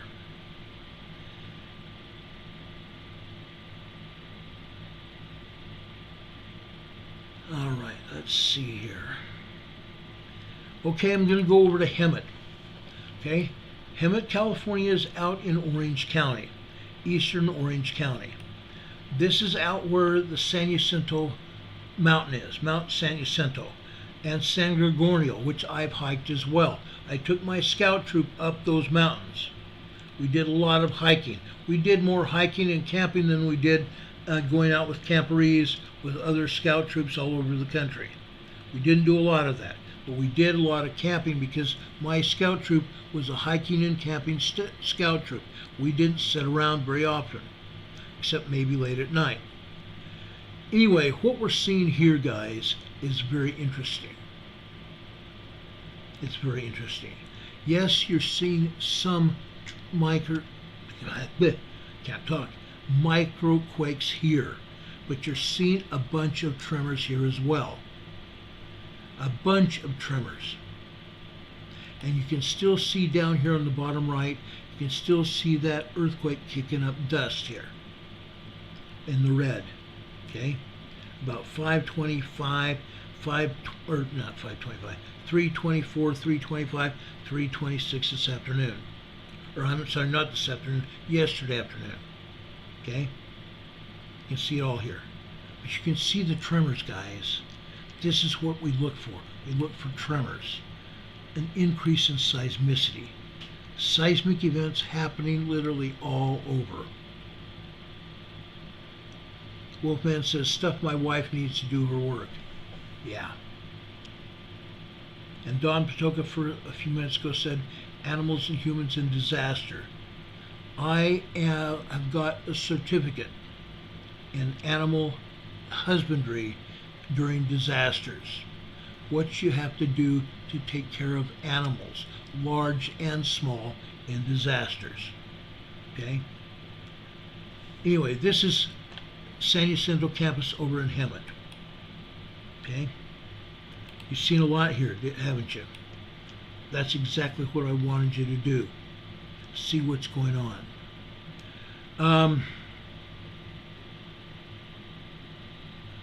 See, I've shown you Santa Clara, Santa Barbara.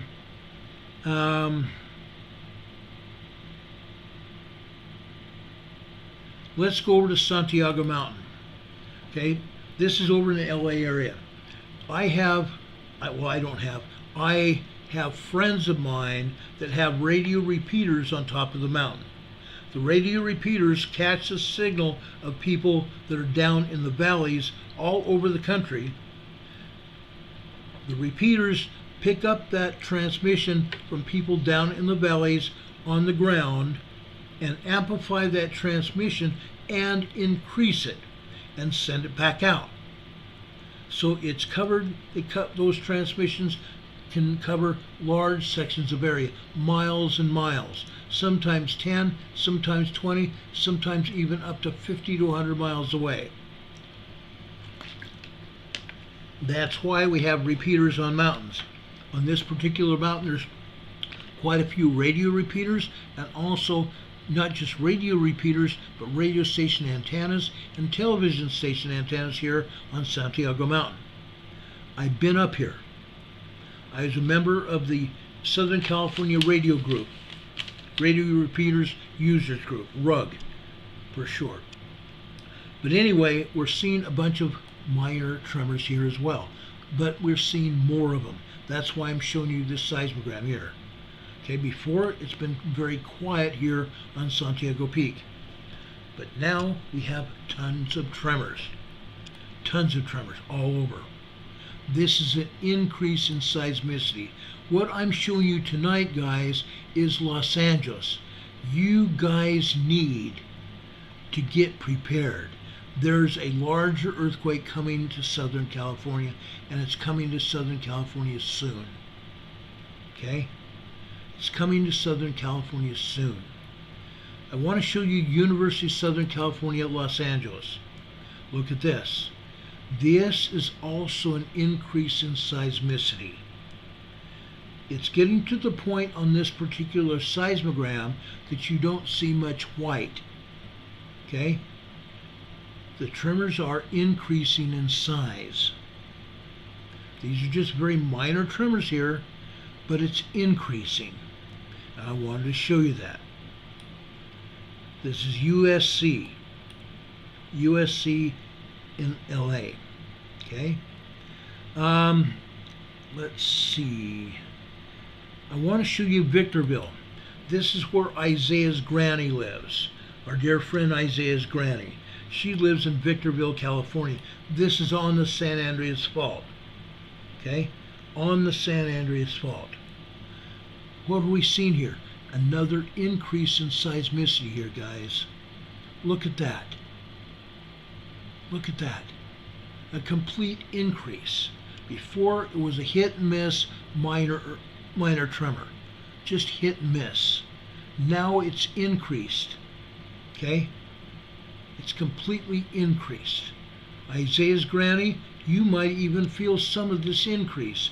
This is just minor. Most people are not going to feel this. But if you live right on the fault area, you might feel stuff moving. You might. Okay? That's a substantial increase even over 2 weeks ago. All right, let's continue here. All right. Before we leave the LA area, I want to show you one other one here. This is serious. This is Walnut La Puente. Walnut La Puente. Now, I've shown this to you before, not this particular seismogram, but I've shown you seismograms from Walnut La Puente before. This is interesting. Okay? This is showing actual earthquake activity. Yes, we have tremors here. We have tremors. Up at the top, on the black line, okay, we have a 2.0 earthquake there. On the red line below that, just to the left of it, another 2.0 earthquake there. Minor earthquakes. Then we have a bunch of tremors after that.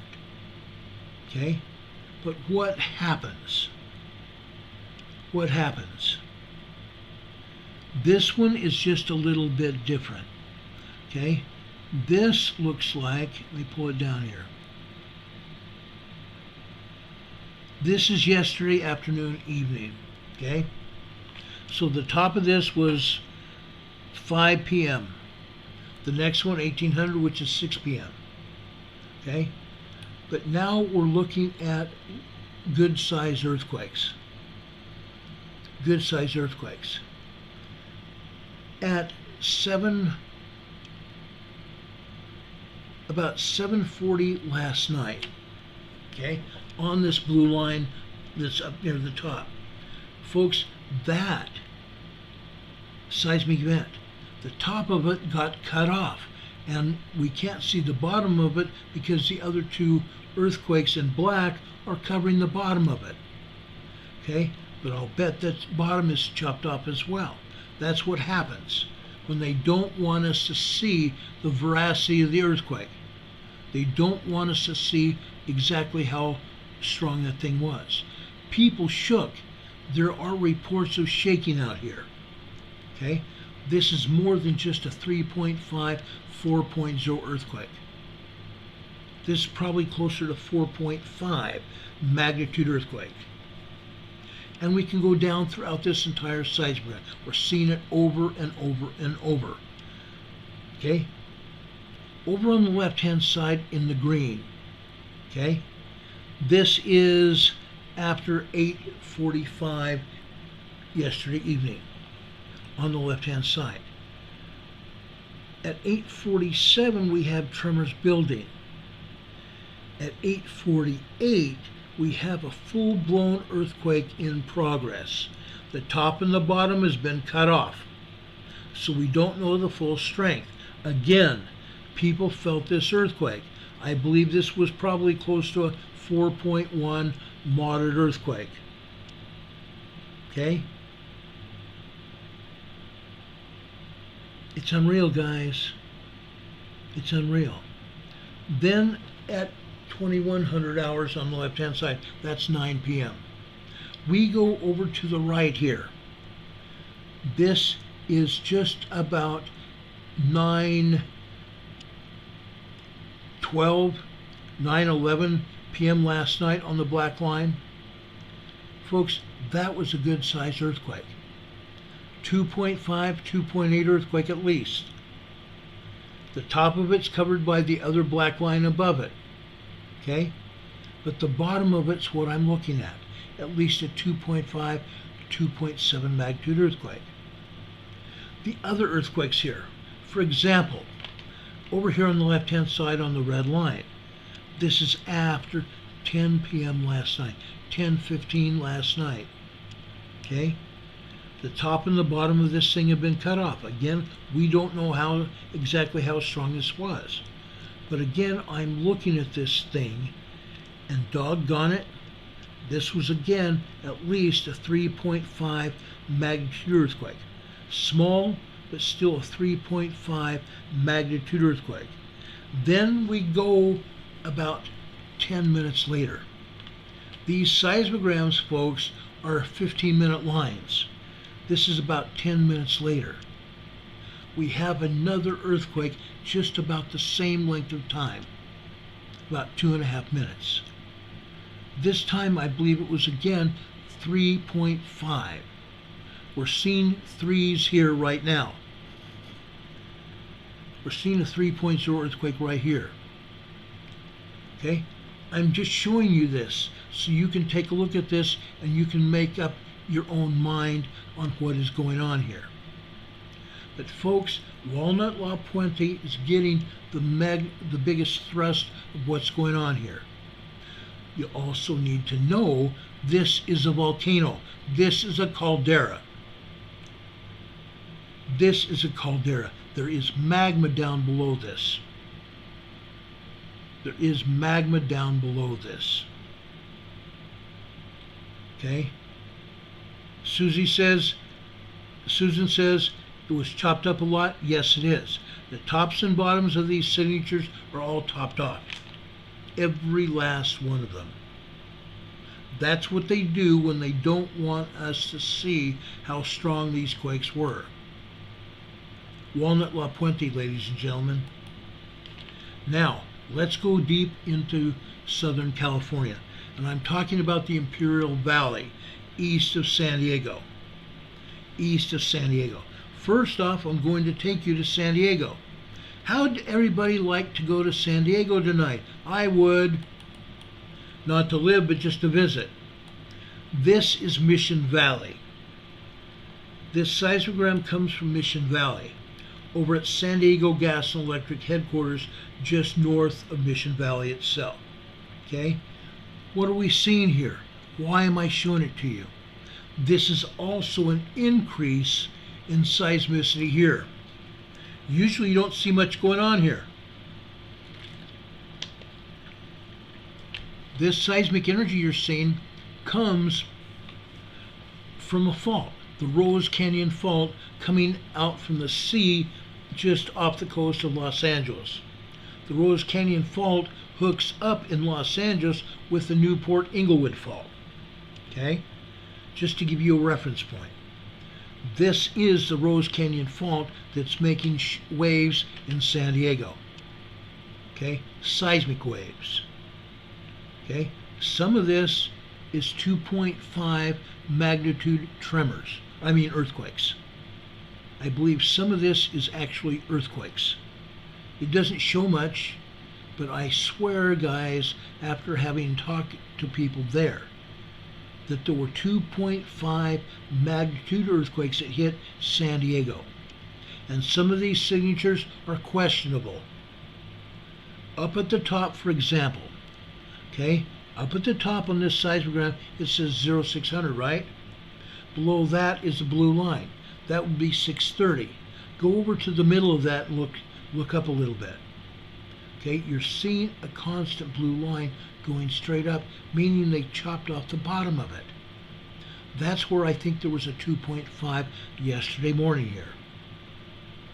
And it would go along with everything that I've been told from people in San Diego, including at SDG&E in San Diego. Okay? Now, 2.5s people don't usually feel, but people sitting down and not doing a heck of a lot can sometimes feel a shaking going on. Okay? That's what I'm talking about. This is in San Diego. This is a Rose Canyon Fault coming out of LA. It comes out of Los Angeles and goes along the coast, and then about Encinitas, California, which is north San Diego County, it starts going inland, then it goes straight down through San Diego, through the city of San Diego, and goes out into San Diego Harbor. The Rose Canyon Fault. Incredible. There are other smaller faults all over San Diego County. Ancillary faults. And they call them ancillary faults. Okay? Just so you know. Let's go over to Imperial Valley. Okay? I just love Imperial Valley, guys. Imperial Valley is where a lot of stuff happens. Good old Imperial Valley. Okay. Let's go take a trip into Imperial Valley. Woo! Let's go take a trip into Imperial Valley. Folks, this is the town of Imperial in Imperial Valley. This is east of El Centro. I'm going to show you El Centro next. Look at this. USGS is not showing us this, are they? They're showing us a couple 2.3s, 1.7s down in Holtville. This is Imperial, the town of Imperial, California. Look at these earthquakes here. What is going on?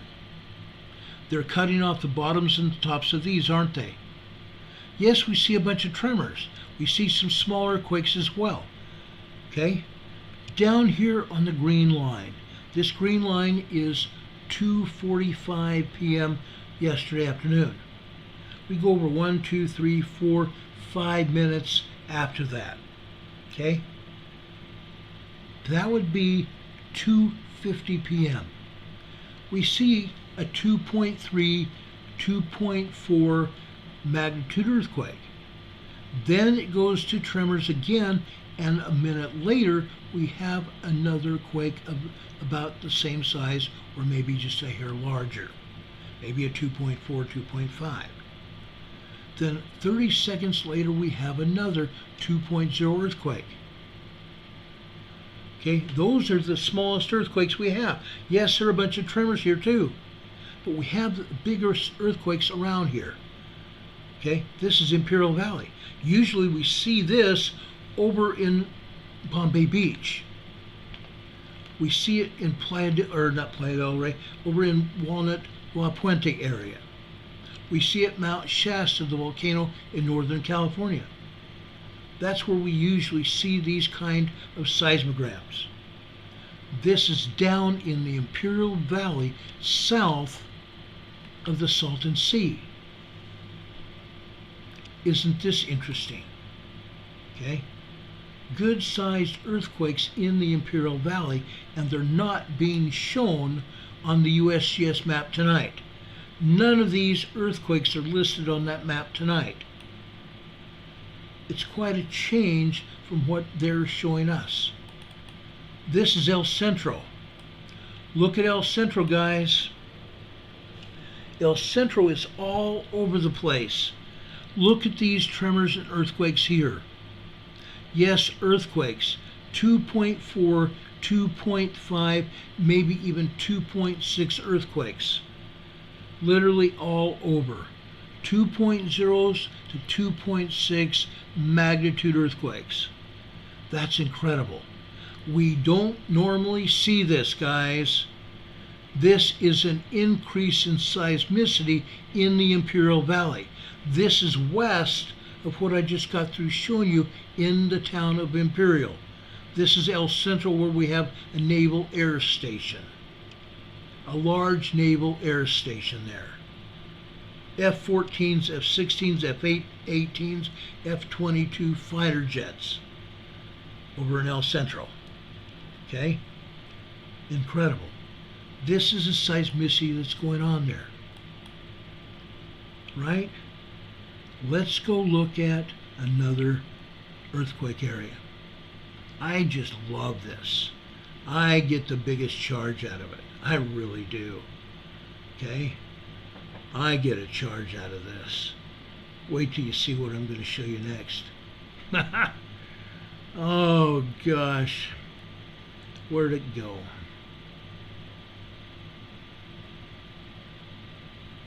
Where'd it go here?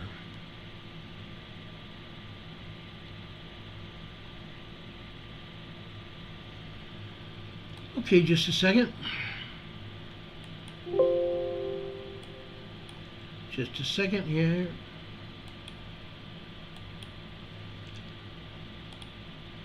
Just a second here, I'm going to show you it.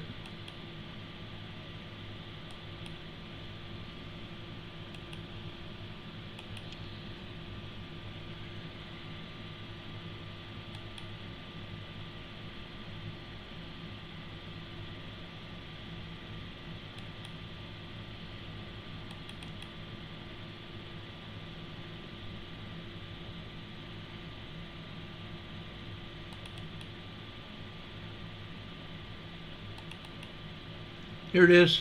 This is Bombay Beach yesterday. Look at that. Just like Imperial. Just like Imperial. Folks, these are at least 3.0, 3.5 magnitude earthquakes. These are reportable, feelable earthquakes. Okay? There isn't one seismogram that I've shown you tonight showing you tremors and earthquakes. Every one of those seismic events are reportable, and they're not saying one word about it.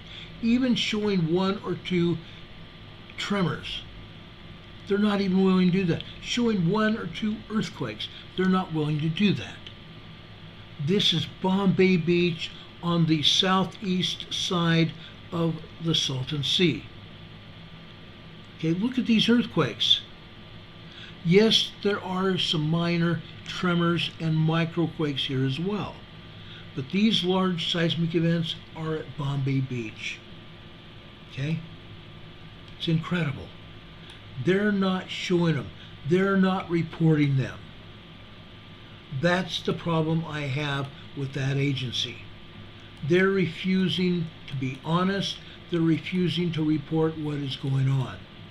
I have a huge interest in this. Okay? A huge interest. I want the truth to come out. People are going to die. People are going to die. What do you think we showed you early on this evening?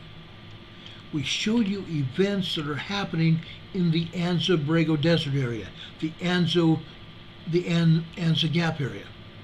When we still have a bunch of tremors and earthquakes hitting, like we're seeing, there's an increase in events.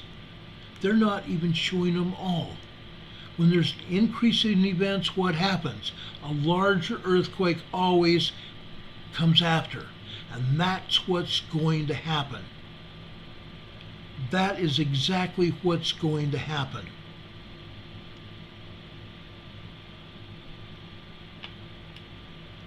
I don't want to be the sully-nully. I don't want to tell somebody something's going to happen and it not happen. I don't want to get people's hopes up that something won't happen. I'm telling you so you can make a plan on what you're going to do before it happens, so that you're going to be able to make plans for what is going to happen, and you're going to come in and out of the experience better off than if you had not made a plan or done any kind of preparation. That's where I want you to be. I want you to make a plan and have the preparation all together, so when the event happens, you're going to say, Ron told me about this and I was ready. This is what I did. This was what I'm doing. Okay? Linda Covington says, when the zipper unzips, watch out. And it's going to happen. It is going to happen. Look at Westmoreland. Westmoreland is north of Imperial. Look at the tremors here. There's no earthquakes on this particular seismogram. These are all tremors. Okay? But in El Centro, down in the Imperial, and up at Bombay Beach, earthquakes are all over. They're literally all over. That's what I want to get through to everybody tonight. They're everywhere. They're literally everywhere, guys. If you're not ready, something's going to happen. I promise you. Now, I told you that I would show you Holtville, the Salton Sea Desert Research Station in Holtville. This is south and east of Westmoreland, south and east of Imperial. This is Holtville, down in the southern part of Imperial Valley. Look what we have here. Almost constant, non-stop tremors. These tremors are all reportable. 1.2, 1.3, 1.4, 1.5 tremors here. This is almost non-stop down here in Holtville. Today they showed you 2 tremors. 2 tremors, and that was it. Okay? Every one of these is reportable. If they don't list them on the map, at least come on the air and tell us about it. Go on YouTube, call a radio station, call a television station, and tell everybody what is happening. These tremors are going to lead to a larger earthquake. With all this tremor activity I'm showing you in various areas all around the Imperial Valley, all the way up into the Anza Gap, the Chocolate Mountains between San Diego and Imperial Valley. Large amounts of tremors and earthquakes. We're going to get a much larger earthquake very, very soon. It's going to happen. I've shown you tonight at the beginning of the program, we showed you a very strong earthquake down off the coast of Panama. That seismic energy is headed north. It's headed north. It's probably going to hit in southern Mexico, then it's going to hit in southern California. Okay? It's coming. It's coming. San Diego, are you prepared? My friends at KFMB Radio and TV in San Diego, are you prepared? My friends at Fox 13 in San Diego, are you prepared? My friends in Los Angeles at KTLA, are you prepared? It's coming. It's coming. It's coming your way.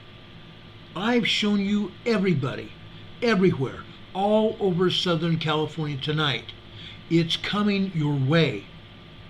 The seismic events listed on these seismograms happened yesterday, except for one. The next one I'm going to show you right now. Okay? This is Calipatria. This is on the southern end of the southeastern end of the Salton Sea.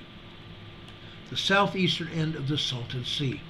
This seismogram started putting out information at 3 p.m. yesterday afternoon.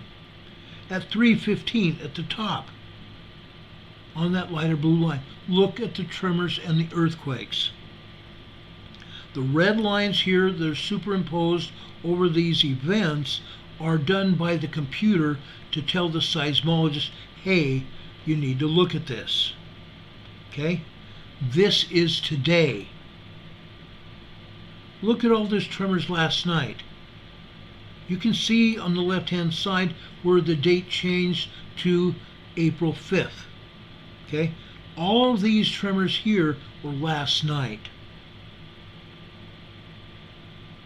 Last night. Nearly 50 tremors right there. Look what happens after it starts getting to be morning here. Look at that.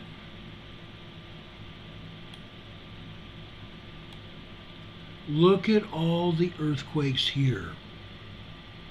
Yes, we have a bunch of tremors. Okay? At 2 a.m., 1:45 a.m. this morning, right just after 1:45. Let's go over 1, 2, 3, 4. 1:44 and 30 seconds this morning. Okay? We've got a 2.0 earthquake. It's got that huge blob in the middle of it. Okay? A 2.0 earthquake. Off to the right of there, there's a 2.2, 2.3. Okay? Look at these tremors and earthquakes, guys. Unreal. Unreal. Look what's going on all day today. Look at all those tremors and earthquakes. That happened today. There's over 100 seismic events just this afternoon and this morning.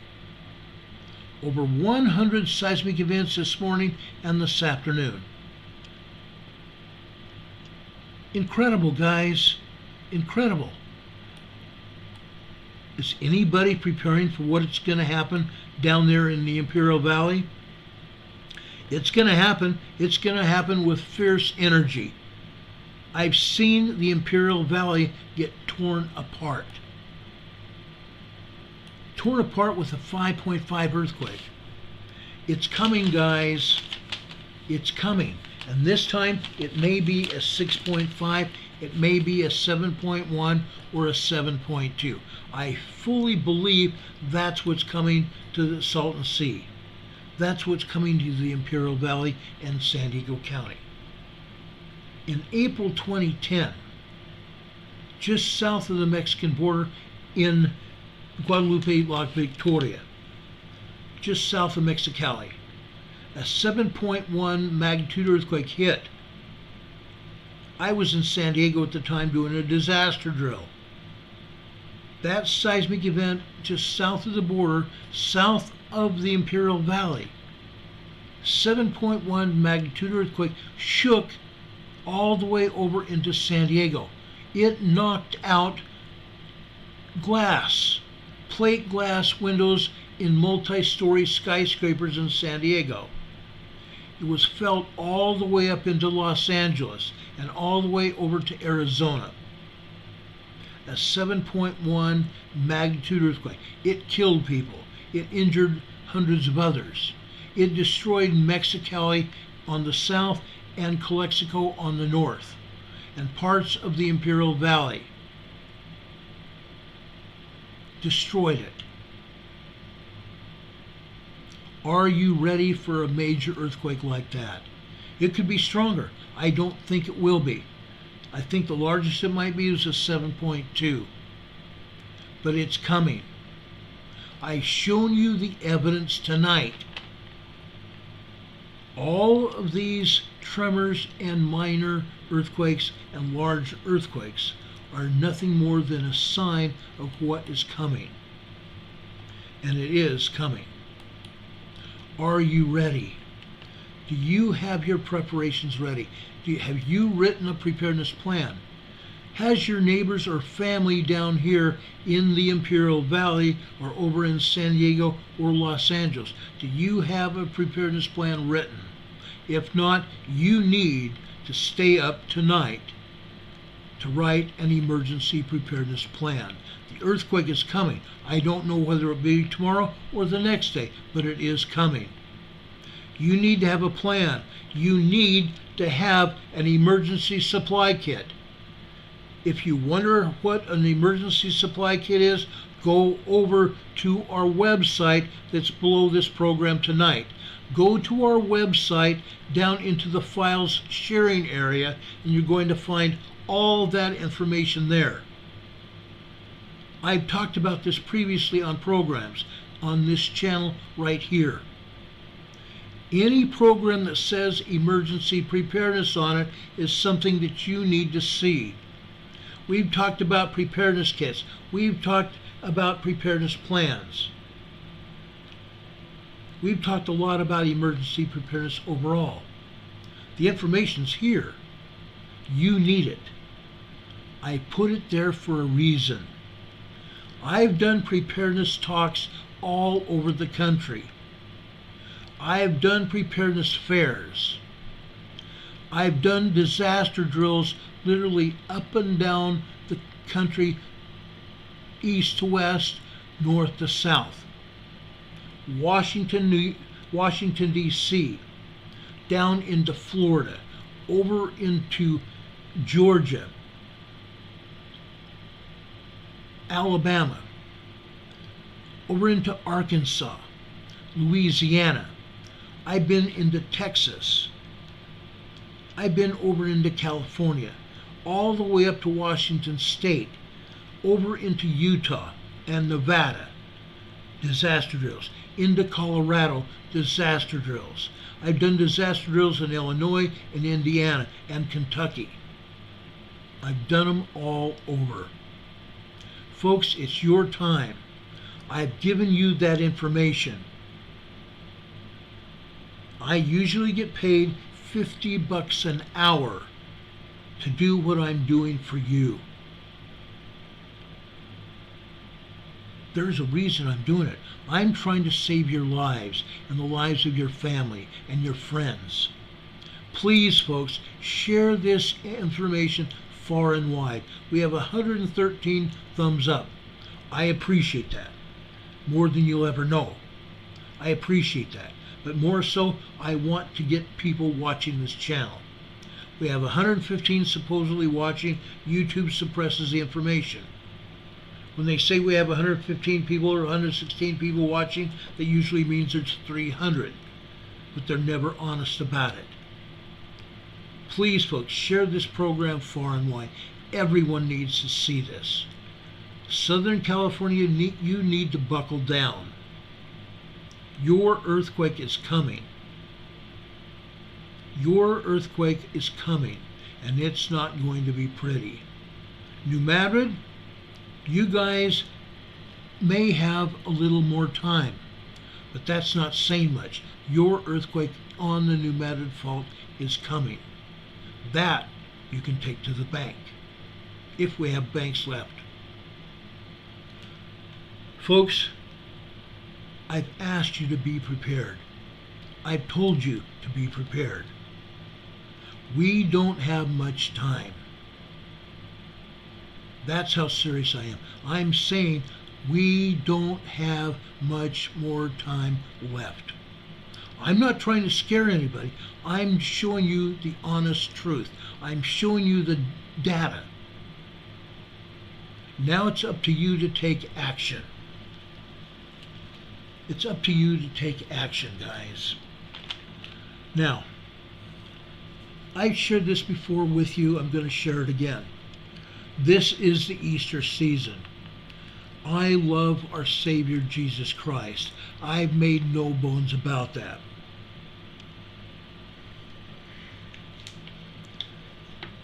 This week, I'm doing nothing but talk about the life and the mission of Jesus Christ. In the first chapter of John, starting in verse 3, and I'm going to skip around just a little bit. Actually, I'm going to start with verse 2.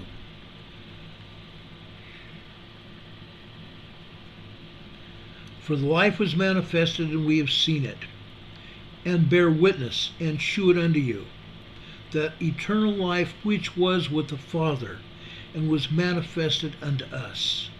That which we have seen and heard declare we unto you, that ye also may have fellowship with us. And truly our fellowship is with the Father, and with his Son Jesus Christ.